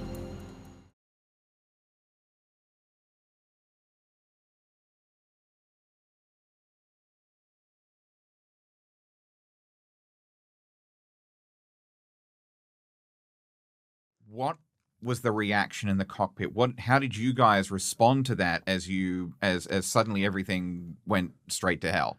Jake, if there was a thunderstorm outside and you hear a thunderclap, you would say, "That's thunder. Okay, I've heard it before." So if you practice the things that scare you in, say, simulators, they don't scare you anymore. If you practice things enough times, they become habits. So pilots get into simulators, we practice the things that scare us, like engine failures with explosions. So when that explosion happens, the amygdala, or the emotional part of our brain that pattern matches inputs quickly, within 20 milliseconds, says, that's an engine failure, and I know what to do. It's not the end of the world. The cortex comes online a second later saying, I know what to do. This is what we have to do. It'll inhibit the fear response of fight, flight, freeze. The cortex comes in saying, this is what we do for the engine failure. Bang, bang, bang, bang, bang. A series of habits. So that's why it's critical that we put pilots in simulators. It's critical we practice the difficult things until they become not just habits, but they don't even stress us. And sometimes you really want pilots that have been pushed to the edge, to have experienced fear and pain and suffering, because that'll be burnt into their psyche. It'll adjust their risk appetite, and they'll be more cautious going forward. So training of pilots takes over a decade, and hopefully you come out with someone that understands all the elements of resilience, and particularly risk, and they will have a chronic unease for the status quo, expecting things to go wrong, but confident that they can fix it. And what happened? What did you all do in that first 30 seconds? Okay, what we didn't do is go into a checklist. That's absolutely irrelevant. What you must do, and because it's the amygdala that's creating the fear response, right? If you don't keep the aircraft flying, then you'll crash. So before the cortex comes online in about 30 seconds, you have to stop this fear response. So the pilots are taught aviate, navigate, communicate. Aviate, fly the airplane, just keep it alive. So I press the altitude hold button that would cause the aircraft to level and the thrust should come off. I press the heading hold button that stops it following a curved departure. And then I watch the speed. The speed's increasing. I don't know why. We're about to overspeed. I grab the thrust levers and I pull them off. Now, bearing in mind, during this whole process, the alarm bells are going off. 40 checklists are being queued up in the ECAM system, which is a checklist system on the Airbus. And alarms are going off. We can't cancel it. There's lots of distractions. We have to focus on aviate, which is what I've just said, navigate, find a safe place above the mountains, get to a safe part of the airspace, then communicate, then talk to people. So for the first 30 seconds, nothing was said until I'd finished that first cycle of aviate and navigate. And then I said, the altitude's constant, we're above the mountains, the speed's constant, and the heading's constant, we are safe. ECAM actions. And ECAM actions tells Matt, the first officer, okay, now you can go by yourself, head down and start actioning the checklist, and I'll keep flying the aircraft and monitoring you. So that first 30 seconds is critical. We don't look at controlling an engine fire. That can wait. We just have to make sure we're alive. In a crisis for a business, a lot of them often get so focused on the crisis, they either run out of cash and go insolvent, or in the case of some of the famous aircraft crashes, they get tunnel visioned on a broken light globe that they can't resolve, and they run out of fuel and they crash. So this is what aviation has learned through all the human factors of all the crashes that have killed people. Regulations and laws are written in blood, and this is what we do now to cover it. And again, the crew, not just me, the whole crew, I'm proud of what they did. We worked as a unified team, and I think we did a great job. So that first 30 seconds is over. You have aviated, you have navigated, you have communicated. You are safe. The aircraft is stable. What came next? Running through the ECAM, Electronic Centralized Aircraft Monitoring System. The aircraft has 250,000 sensors and parameters, and the ECAM is a computer program that listens for those error messages, pulls up a database of what the problem is, and hopefully tries to fix it, or stop it, fix it, or mitigate it. So ECAM is threat and error management laid out in a linear way. And so Matt's running through it would take him an hour before he gets to the end of the first pass of ECAM, and his voice fails because he's talking through it. We had many ECAMs. Now, I have to tell you that we had so many sensors broken, a lot with just getting technical, with the CAN bus, which is a bus designed by Bosch for cars, but they use it on aircraft to bring in third-party products. The CAN bus is a 2-wire network, and if you break a wire, the gauge reads 0.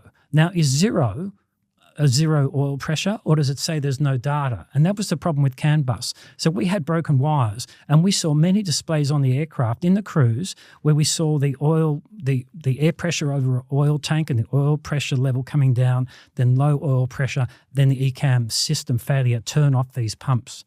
We didn't find out till 4 months after QF32, every one of those indications were incorrect. People say we should have got off the aircraft because there was 4 tons of fuel dropping down their hot brakes. They're assuming. Pilots never assume or presume. We didn't have sensors. They were crosses. You assume the brakes are hot. We waited for someone to say there was fire before we wanted to evacuate passengers down the aircraft into a really dangerous situation. We were never told there was fire. Turns out 4 months later, and I couldn't write any of this in QF32 because it was privileged information to the Transport Safety Bureau. 4 months after the event, I find out that all those brakes near that leaking fuel were cold because all the brake wires are broken. The brakes never came on. It just comes to reinforce you don't presume or assume. You're driven by facts. You fight the enemy in front, and all your decisions are based on facts, not presumptions. So Tom Enders, the CEO of Airbus, wrote to me apologising for ECAM, saying, I'm sorry you had so many incorrect checklists. And there are many more I could talk about, but there are many checklists that we actioned straight away. There are many checklists that we thought about and continued with, and there were many checklists that we absolutely ignored, because if we'd followed those ECAM checklists, we might not be here today. And so that, again, reinforces to every pilot that you must understand your system down to their foundations. You've got to understand that when the automation fails, you need a secondary or tertiary way to see what's working. And of course, always just be driven by facts. So what had, we touched a bit on it, but, looking at the model here, what had actually happened inside that engine, and what damage did that do? All right, this is really interesting. Just shows how tiny, a butterfly flapping its wings can cause a cyclone on the other side of the planet. So there was an oil pipe running from the outside of engine 2 into the internals to feed a bearing support for the shafts that run through the center of the engine. The oil pipe came in from the side and connects to a stub pipe, which was just a short pipe to connect into the bearing mount. That stub pipe where this thing plugs in had been badly manufactured. There was a crack. It was thin-walled. It cracked. Oil leaked into a part of the engine that should be dry, nothing in it. But it sits, the cooling air that keeps it cool is at 800 degrees Celsius, right? And that's a cooling air that feeds into the turbine blades. But 800 degrees, the oil auto ignites, catches fire, gets hot around the shaft, hot around the hub for the turbine. The hub gets weak, soft. The 50,000 horsepower that the turbine's taking out of the air twists and torques it off the shaft, comes loose, overspeeds. There's meant to be cookie cutters that as the turbine moves back, the blades get cut off. That didn't work. The fuel system actually detected a lower thrust, and so put more fuel into the engine. So the first, there were a series of bangs, but the second bang was this turbine overspeeding. It's meant to run at about 7,500 RPM. Who knows what it was at? It increased in radius by 1 inch. Pieces came off at 2.5 times the speed of sound. 3 pieces hit the aircraft. I mean, the whole disc is 160 kilograms and 1 meter in diameter. So this disc came out, energized all these other particles, a bit like energizing a cluster bomb. Now, there are 2 torque tubes that hold the engine onto the wing to stop the 72,000 pounds of thrust from ripping the engine off the wing. They were both broken. We're lucky the engine didn't rip itself off the wing and do what happened to the latest aircraft, freighter aircraft. There were 400 impacts on the aircraft, 100 under the wing, 100 on the leading edge, 200 above the wing. There are impacts up to the top of the 8-metre high tailplane, 400 impacts. For passengers, it sounded like someone's throwing a bag of marbles over a corrugated roof. Those pieces came through the wing, through 15 millimetres of aluminium, through a fuel tank full of fuel, creating shock waves, fracturing the earthing leads, creating chaos in the fuel tanks. We had multiple holes in multiple fuel tanks, multiple leaks in multiple systems outside limits. And there were, again, the networks. But the resilience of the aircraft. All the wires that were broken in the leading edge, there were backup wires that went down through the belly to the trailing edge.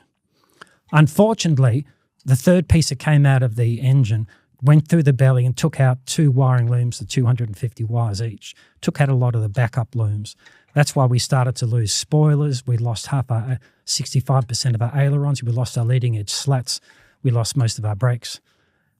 I could keep going for a long time. I'm trying to keep it short. Yeah, it's... In those circumstances, how do you get this giant plane with 400 passengers on board back on the ground?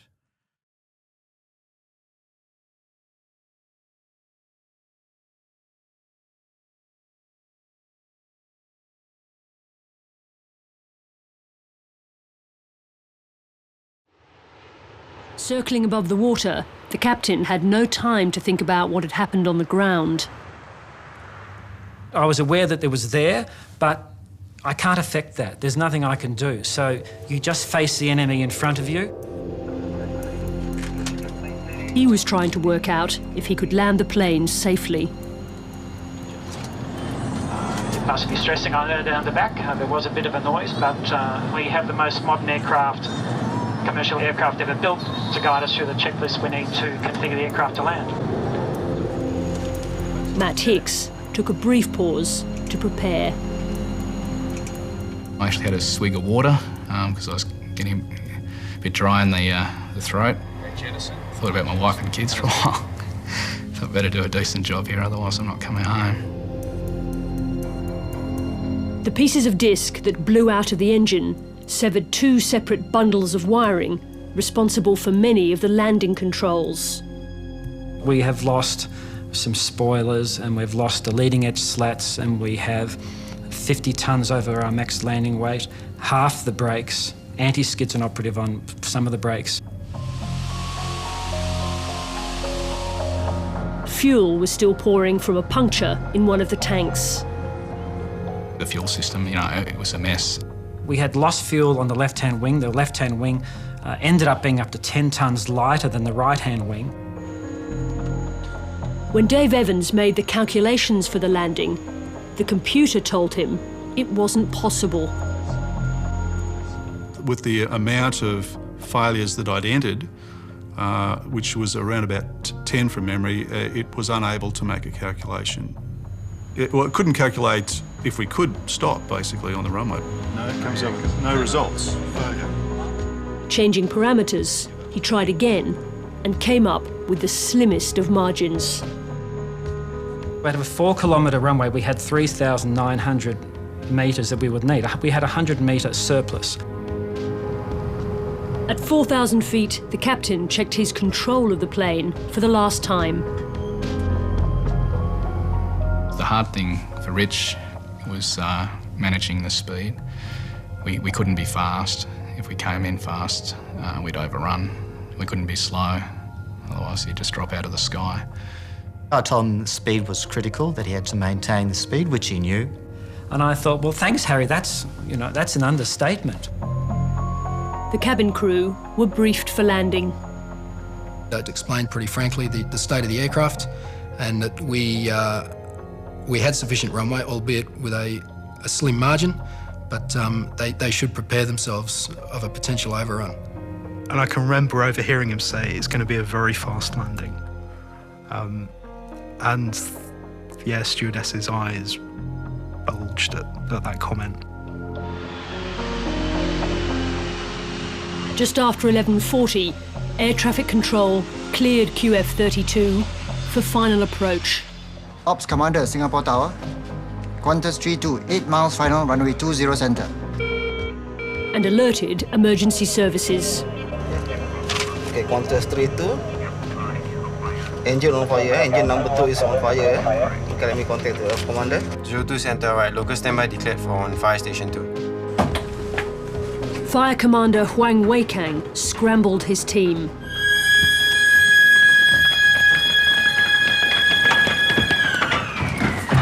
They had less than 60 seconds to get their trucks out to the runway.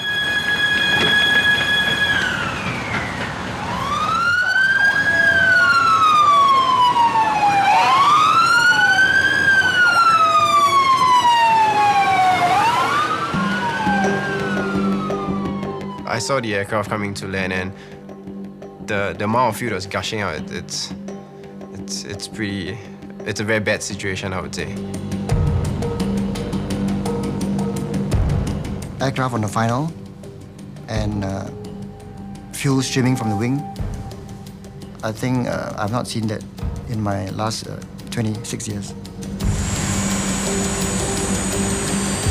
We were coming very, very fast, and the cabin was shuddering the whole time, because I just kept saying to Larry, "Oh, Larry, we're coming too fast, we're coming too fast."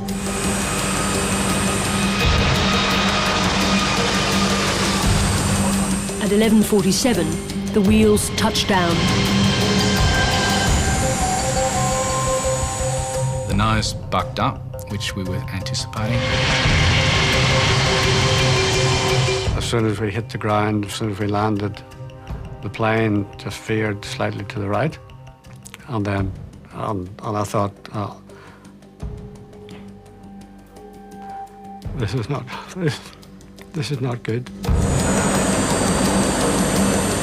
I had to get the nose wheel down as quickly as possible, because if I put the brakes on with the aircraft nose up, the wheels that didn't have anti-skid would explode in about half a second.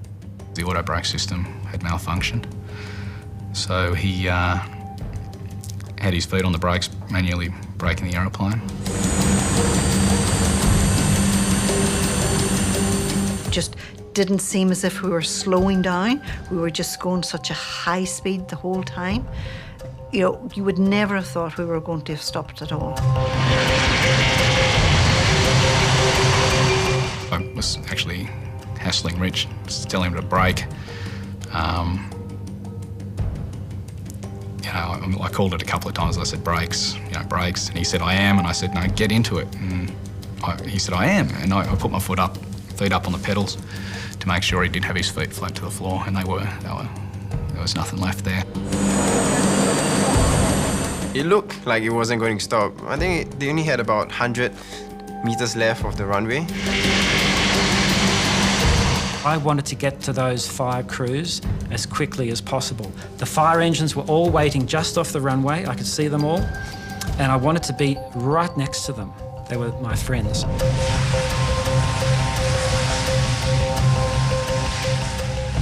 There's an enormous sense of relief when it pulled up and we parked the brake. Everybody just clapped. It was just sheer relief, even though, as I say, it was a bumpy landing, but it was just sheer relief. People were calling their loved ones, texting their loved ones to say that they're alive, that we made it. I remember thinking, okay, we made it, good, job done. But it wasn't, it just changed. The passengers and crew were no safer on the ground than they had been in the air. En route to the aircraft, we saw the fuel, and we could see a lot of grey smoke coming from the undercarriage wheels. At that stage, it was very dangerous. You have fuel, you have hot brakes, and they were in very close proximity. Those brakes, when we stopped, were indicating going up through 900 degrees Celsius. To see 900 degrees when we've stopped means these brakes are beyond white hot. I got a bit tense, seeing the enormous amount of fuel falling, not flowing, falling out of that wing onto the runway, and within less than a minute, we were covered. So I was trying desperately over the phone to get the captain. It just didn't work. It didn't work. All bells and whistles went off, but I couldn't get the captain. The flight crew was on the radio to the fire commander. 103 Roger, is the fuel still coming out? Matt urgently asked him to start laying foam, and he advised us at that point that we still had an engine running. They said, you must shut down the engines. And we said, we have. And they said, no, you haven't. So in frustration, I slammed open the left-hand window and put my head out the window, and I think I expressed an expletive and said, engine number 1 still running. The captain sent a coded message via the public address to the cabin crew to stand by for evacuation. If there was fire, all 440 passengers would have to be off the plane in 90 seconds. When you get a message like that, you know that the emergency is still not over. There was a lot of fuel leaking out. We were aware that the engine was a possible ignition source. It didn't take much imagination at all to work out that one spark and we were cinders. Carolyn Jones reached over and held her husband's hand. We both thought, we've had a great life together, we've got a fantastic family, and if this is how it's going to end, then so be it. We tried using water, but that didn't work. And they were just absolutely buckets of water, just hosing the water, humongous amounts of water, and it would stop and then they'd start again. Unfortunately, these engines are designed to fly through extreme rain conditions, and no amount of water that we put down the front of that engine would actually shut it down. It was an hour before the situation was stabilised enough to take the passengers off the plane. It was one of the best moments to see the open door and walking down that stairwell. Back in Changi, I was thinking of kissing the ground.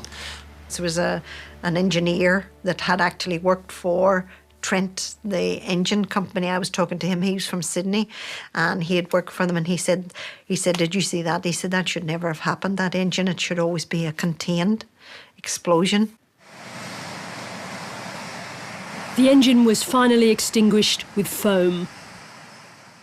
The pilots now had the chance to see the damage for themselves. Oh, it was total shock. Unbelievable.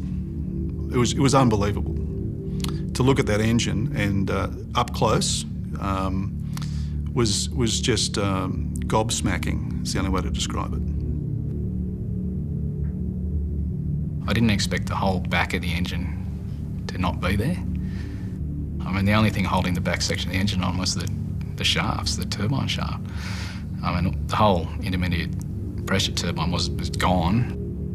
To look underneath and still see fuel leaking out of the fuel tanks and just walking around, it was actually a bit surreal. There's all this, retardant foam blowing around through the air, and I'm just sort of wandering around under the plane and fuel leaking everywhere, and it's weird.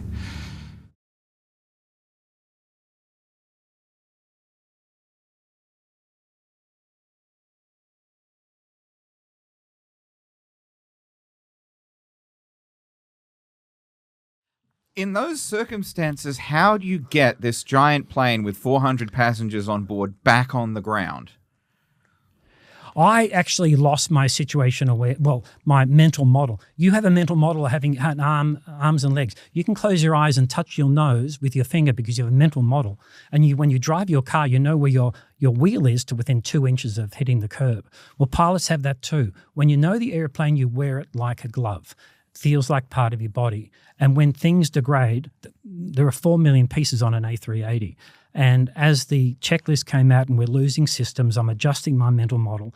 And eventually there were so many primary failures and secondary failures. I mean, the secondary failure is we've lost 65% of our roll control. Now that's all right, but now we've got 3 fuel imbalances that are out of limits. ECAM didn't say, hey, are you going to be able to control this aircraft when you come in to land? We've lost the leading edge slats, so we have to speed up. And it says, that's okay if I've got brakes, but the aircraft didn't know we've lost 60% of our brakes. Question is, will we be able to stop on the runway? So my mental model was collapsing because I couldn't keep track of the primary and secondary failures. So what I did, and the other pilots said that they didn't, but that's okay, I reversed the logic, which is what happened with Gene Kranz and NASA during Apollo 13, where when you've got a complex system, let's say 4 million parts. Well, let me take the case of Apollo. Apollo 13 going to the moon, the oxygen tank explodes. The actual spacecraft had 10 million pieces on it. And the mission controllers in Houston, average age of 26, melting down with all the error messages. They didn't know what was going on. They were so confused. And Gene Kranz stood up and he said, "Gentlemen, stop wondering about what's broken and focus on what's working. Invert the logic. Look at what you've got." They did it in Houston, and Apollo 13 is probably the most successful failure in human history. We inverted the logic on QF32, and then all we knew is, forgetting what's broken, we didn't need all the transfer galleries of fuel management computers. We didn't need boost pumps. We just had fuel sitting over the engines that could drip down into those engines. And so when you invert the logic and just say, we've got 1.5 hours of fuel in that tank before that engine runs dry, or was 2.5, and 3.5 those engines, because we had a lot of fuel leaks here. Time gives you options. So you try and find fuel as pilots, because fuel gives you time, time gives you options. So when we inverted the logic and I knew we had 2.5 hours before this guy goes quiet, the stress came down. Now it became understandable. Now, we're building like a Cessna or a Piper aircraft out of a junkyard, but you don't need much. And providing you understand aircraft and you're confident hand flying it, and you don't overcomplicate it, and you're not intimidated by electronics that might even be not working. If you invert the logic, it changed my whole mindset. Talk us through then the landing itself. After sorting everything out, after making sure that you were safe up there, how did you manage to come back in and get that plane safely on the runway? Well, I just have to start a few minutes before we started the approach. There was a famous El Al flight. It was a freighter in Amsterdam, flight 1980, I think. And they lost 2 engines off one side of their jumbo. They could fly around in the Holden pattern quite happily. When they came into land, when they came back into land, they put the flaps out. There was no slats here. The flaps didn't work. They'd been damaged. And so those flaps came out. The aircraft rolled inverted into an apartment block, and everyone's killed. So we learned from that. I'm not criticizing these pilots. We learn from people's experiences. So I knew we had to do a control check because we had multiple holes in the wing. So the coefficient of lift, the basic measurement of what a wing can do, was damaged massively. And flight controls are taking up opposing positions to counter that roll that comes in because of it. So there was a lot of damage. We had to prove the aircraft safe to land. So we did a dress rehearsal at 4,000 feet. In other words, slowing down, putting flaps out one stage at a time, slowing down the next stage, and then slowing down, and finally the gears down. And if the aircraft starts to roll uncontrollably, I would aggressively maneuver the aircraft to see what it would do, and it was controllable. But if it did start to roll and what we call depart, then you would know that that was an unwise choice and you should go back. I'm trying to prevent myself getting to this LL flight, right? We proved the aircraft safe to land at the approach speed in the landing configuration we had selected. That was the most important thing on the flight, because as we came down finals, we were getting speed warnings, which is low energy warnings, when we slowed down 1 knot. And when we slowed down about 3 knots, we got a stall warning. Now, I just have to reiterate this. You should never get speed or stall warnings in nominal operations. There should have been a 23% margin, maybe 19 with no slats, 19% margin between our approach speed and the stall speed. We should never have heard that. So we're coming down hearing the speed and stall warnings, and alarm bells are going off saying, what in the hell is going on? You have to understand this. The stall warning is directly off angle of attack sensors, no computers that can affect it. It's a real stall warning. Something was really wrong. If we had gone around because we weren't happy, obviously something wrong with all our approach stuff. We're coming in far too slow. If I'd gone around, engines 1 and 4 that had no overthrust protection would have destroyed themselves, and then it'd be all over. But we made that. We did the control check. We proved the aircraft safe to land. We continued through the speed and stall warnings. I just pushed up one of the thrust levers a little bit. I mean, this is a binary logical aircraft, so 1 + 1 knot can stop the alarm every time. I just knew I had to be careful. The point I'm saying is those control checks to prove the aircraft with an unknown wing. What the aircraft we landed with was not an A380 wing. It was some other wing was a wing that had been damaged and produced less lift. But we proved it safe and we landed despite all the warnings that we got. And you had, obviously there's only so much runway that you have available. What were the calculations like on how much runway that you had to get that airplane to stop safely? Right, so Dave Evans, the check captain, he was in charge of all the calculations, landing data. He initially said, we can't do it. It won't calculate it. It just refuses. So we took out a lot of things that we thought weren't relevant. And eventually Dave came up with 130 metres. That means at the 4-kilometre runway, we would need 3,870 metres. And people say, that's terrible. And I say, no, invert the logic. We have 130 metres. We just have to understand how the test pilots certify the aircraft, and which is 7 seconds and 50 feet to touchdown. I mean, pilots should know this stuff, right?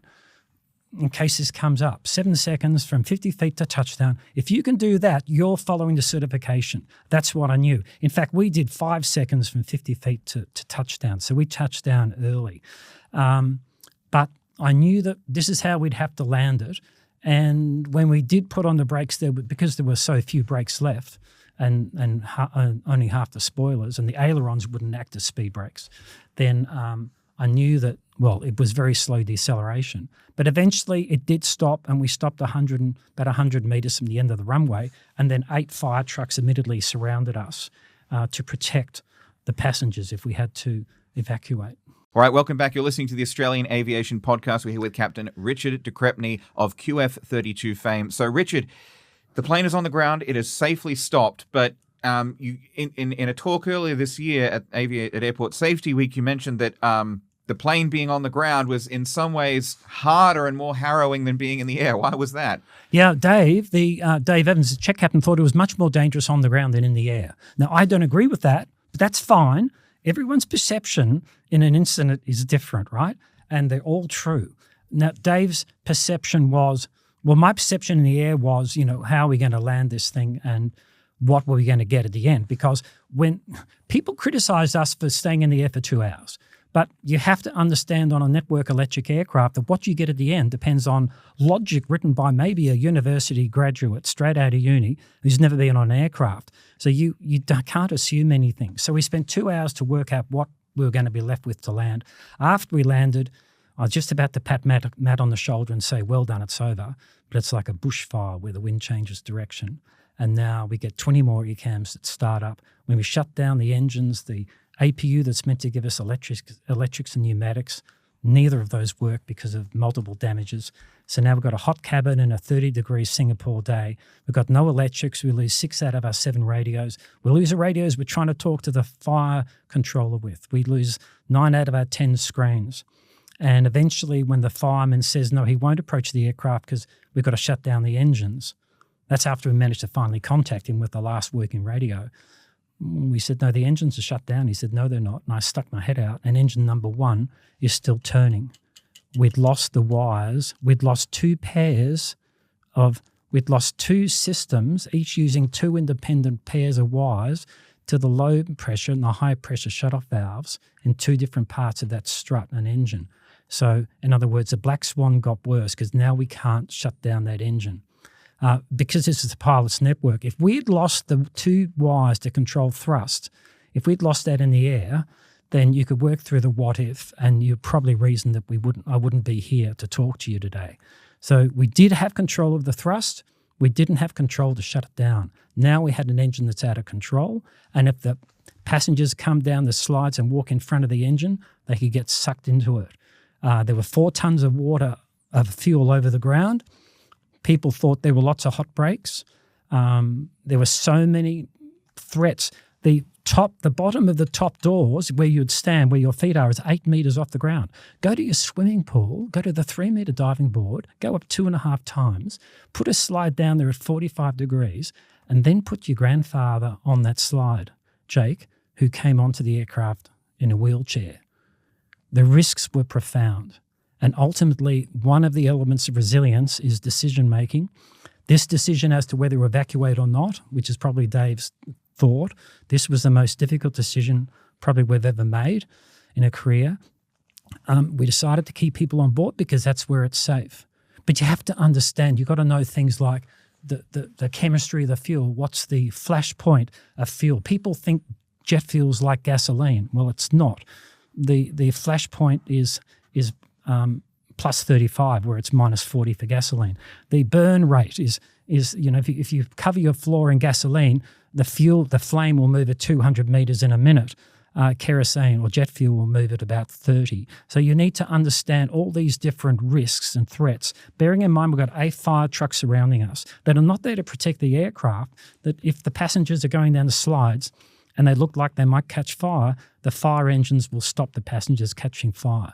When you understand the way that the fire service is set up, you understand what they're going to do, you understand the certification of getting 853 passengers out of half the doors in 90 seconds, and we only had 440 passengers. When you put all this into your risk calculator, we came up saying they're safer on board, right? Now, you get this sort of intuition after being a pilot in the air for many, many decades. And we had the most extraordinary pilots in the cockpit that day. And again, that decision to stay on board was correct. We got 440 people off that aircraft with 0 injuries. And what was the aftermath of all of that? I mean, it's one of the most incredible landings in the last 25 years. It could have been a spectacular catastrophe, but no injuries, no fatalities. How did things progress after all was said and done? Yeah. At the end, when we got the passengers off the aircraft after 2 hours, so it was 2 hours in the air, 2 hours on the ground, they go to the terminal, and now we spend another 4 hours debriefing passengers in 3 different areas, telling them what had happened, why, what was about to happen, what they needed to do. And I told the passengers that the media outside ready to say that Qantas is a lousy airline, Rolls-Royce make lousy engines. And you see, I was writing a technical book on big jets, so I said, jet engines only fail 1 in every 300,000 flying hours. That means that only 1 in 4 pilots of a quad aircraft will ever see an engine failure in the whole career. So be grateful you've seen this, because you're protecting your friends and neighbours from seeing an engine failure, right? So I gave them reasons, and I told them the reasons why we're airborne so long, the reasons why we're on the ground. And then the last thing, this is the last thing, that good luck in a crisis finding a telephone number of the company that's involved, right? Because you won't find telephone numbers for big corporations anymore. So I said to the passengers, if you think that the Qantas is not doing what you want, if you think that Qantas doesn't care about you, these are 2 considerations in the mind of the other person, then here's my mobile number, call me. So I gave my mobile number to every passenger, and to this day, 15 years later, 0 have called to complain, 0 have called to ask for help, but about 20 people used it to say, hey, thanks, can we have a beer? And each Christmas I get letters, a friend, one of the passengers have become friends for life, and one of the passengers sends me a subscription to National Geographic. She renews it every year. So many of the passengers have become lifelong friends. Many send me pictures of their families that they would say, thank you, because I have this family now because of you and your crew. And the after effects of QF32 will go on as long as all these passengers are alive. And I just have to reiterate, if I haven't made it clear enough, that there were 8 teams in this event, and I have to thank all of them, including the passengers, for basically turning a black swan event into an incident where the Qantas brand that was under threat at the time, because it couldn't get a trick with the media, the brand came out after QF32 stronger than when we went in. There's not one picture anywhere on the internet of one single passenger crying coming out of that event, out of that black swan. And that's because of these 8 teams. And that's why I'm happy here to talk to you and to sing all their praises. So at Qantas and at Airbus, obviously I think in the immediate aftermath, the A380 fleet globally was grounded. What happened? What do you think that Qantas and Airbus took away from what happened on QF32? Rolls-Royce initially went quiet. I think they've learned that lesson, that in a crisis, you see 60% of the time people expect a crisis because 80% of the time you caused it. If you look at the Boeing MAX incident, Boeing knew about the MAX problems but was saying nothing. through, even weeks after the second incident. So there's a lesson learned. You have to get on top quickly with the media. You know what's going wrong because you probably caused it. Get out there, get the facts out there, get the reasons out there. This is why I compliment Airbus 1,000% on the reason for grounding the A320s this week, right? They took a difficult call knowing they would cause chaos, but people have a fear of flying, and Airbus have done the most remarkable thing in grounding the fleet, and I compliment them. And people should be lucky that there are manufacturers like Airbus that take responsibility fast and ground a fleet when we compare it to other manufacturers that haven't. And in the aftermath, you as well, you've left aviation. You've written this book, Fly: The Elements of Resilience. You have, I think you work as a speaker now. What, just to wrap everything up, what is the biggest lesson that you have taken away from QF32 and everything that came after? The biggest lesson is that it's easy to be successful. You just have to be passionate, execution and discipline. But you could be the best stagecoach driver, but no one wants to drive stagecoaches anymore. So you need to be more than successful because it's a disruptive world. Everyone's being disrupted. And the aim is we assume things go wrong now. So many things go wrong. We have to be resilient. We have to recover and come out stronger. We have to learn from our mistakes. Resilience is what we must be if we want to survive in this new world. And so the elements of resilience apply to us personally, corporately, nationally. If you look at the country, we've only got, say, 15 days of jet fuel at the moment in the country, 15 days to service civil and military purposes. 90% of our oil comes from foreign countries that we have no control, on foreign ships that we have no control over. This is not a good example of resilience, right? We have between 20 and 30 days of gasoline and diesel. And when one of the only last two refineries shut down briefly a few years ago, after day 2, the people in Gippsland were driving up to New South Wales to get diesel. My point is that we must embrace all these elements of resilience, understand them, and if we want to be successful, if we want to survive, understanding that we're going to fail many times because we have to make decisions in this time of disruption. Resilience is everything, and we have to embrace it. But if you do, you won't just survive in the bad times, but in the good times, you'll absolutely thrive. Well, on that happy note, Captain Richard de Crespigny, thank you for coming on the Australian Aviation Podcast. Incredible story. Thanks, Jake. It's a pleasure to talk to you. That is about all the time we have for the Australian Aviation Podcast today. I'm Jake Nelson, and we will see you next time.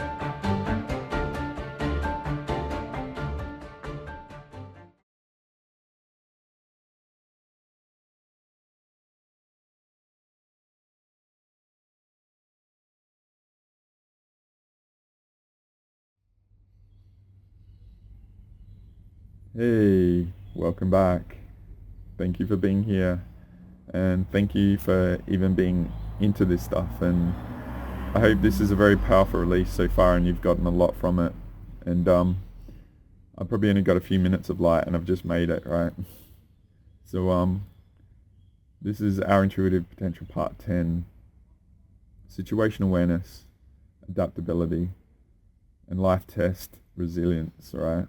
So that video that I said, it's very, very fascinating. That guy, he's a phenomenal being and stuff, and what he did and what the crew did and all that saved a lot of lives. Like, you just appreciate like his character and his commitment to being at a high level and all the sort of teachings of a pilot and how they have to operate and, you know, constantly learn and be open to what they don't know, and but then also trusting the equipment of knowing like when to get out of the way and all that sort of stuff, right? It's very much like healing in the spiritual journey, and the courage to explore the unknown and, you know, the gaps you might have and all that sort of stuff, right? So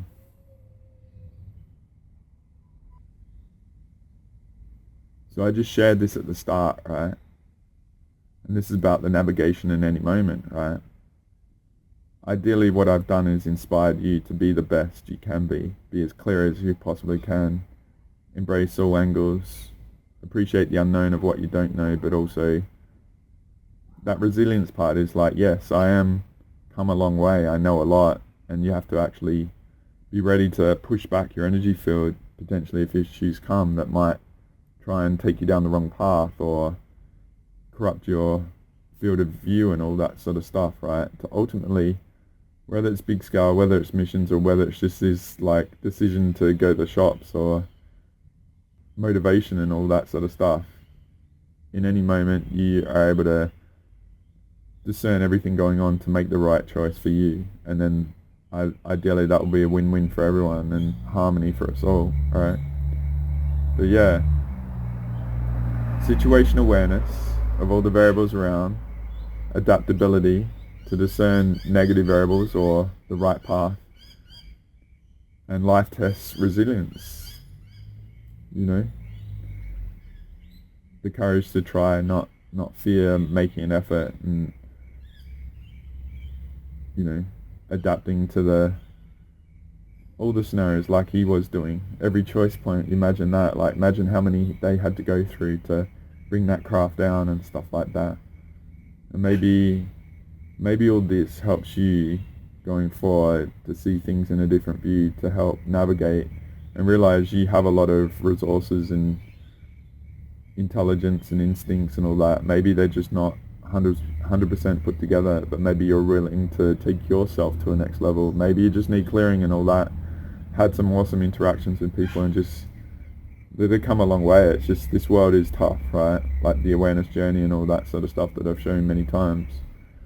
But I hope this really inspires you, in spite of everything, to really see there is so much potential in you and us all, and it helps you really take you and everyone around you to be inspired by you to the next level. And yeah, I really thank you for being here. I'll probably leave that here now and not do too much more. I've got a lot more to add on all these things, but I think this will be a very rich release for you. And see where you go, guys. I'd go back to the last few months and stuff and review them, or just get proactive and get clear and see what your potential is on the other side, alright? But thank you as always for all you're doing, all you've endured to be here, and whatever it's been that has afforded me the opportunity to be in your life. And I hope this is a very powerful addition to that, and it helps you navigate whatever is to come, no matter if it's good or bad, right?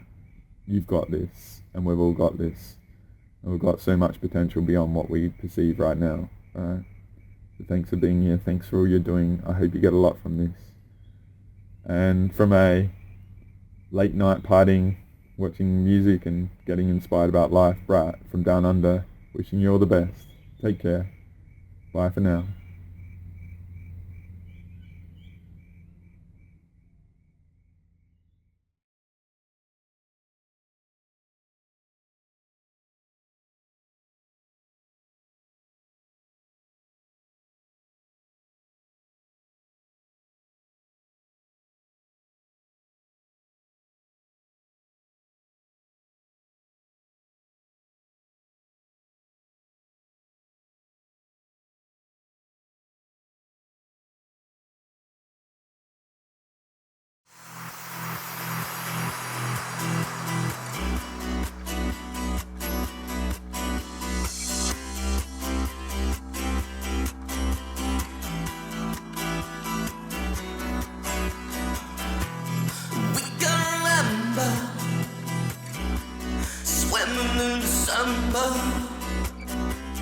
Heading for the city lights, 975.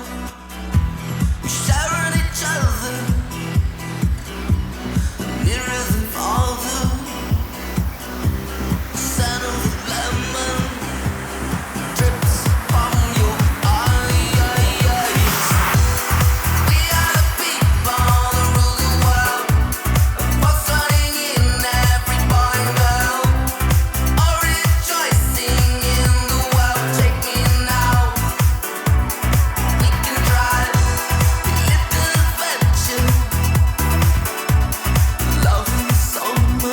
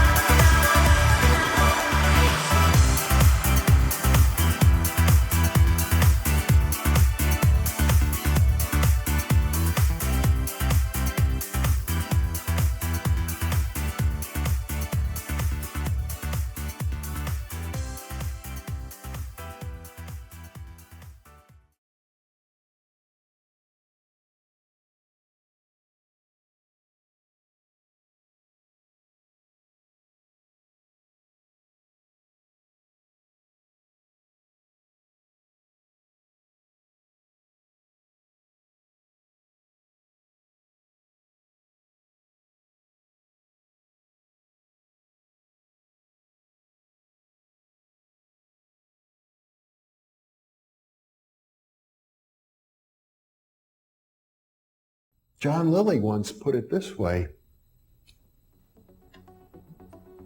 there are no limits at all to the human mind whatsoever, except those we impose on ourselves because of our beliefs. And those limits are also beliefs to be transcended. And that's a view that suggests that the possibilities of human transformation are virtually infinite. And we have no way of knowing the outer horizon of what it means to be human.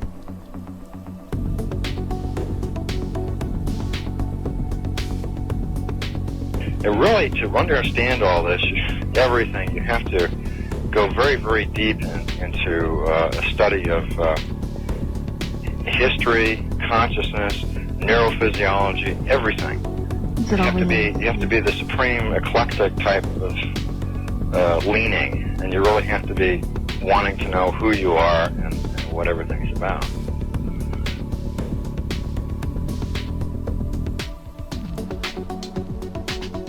And the thing that you'll find when you go to sacred sites, if you're very humble about it, is that you are on a personal journey, and the sacred site will respond to you in a way that is appropriate only to you. The information is always what you are searching for.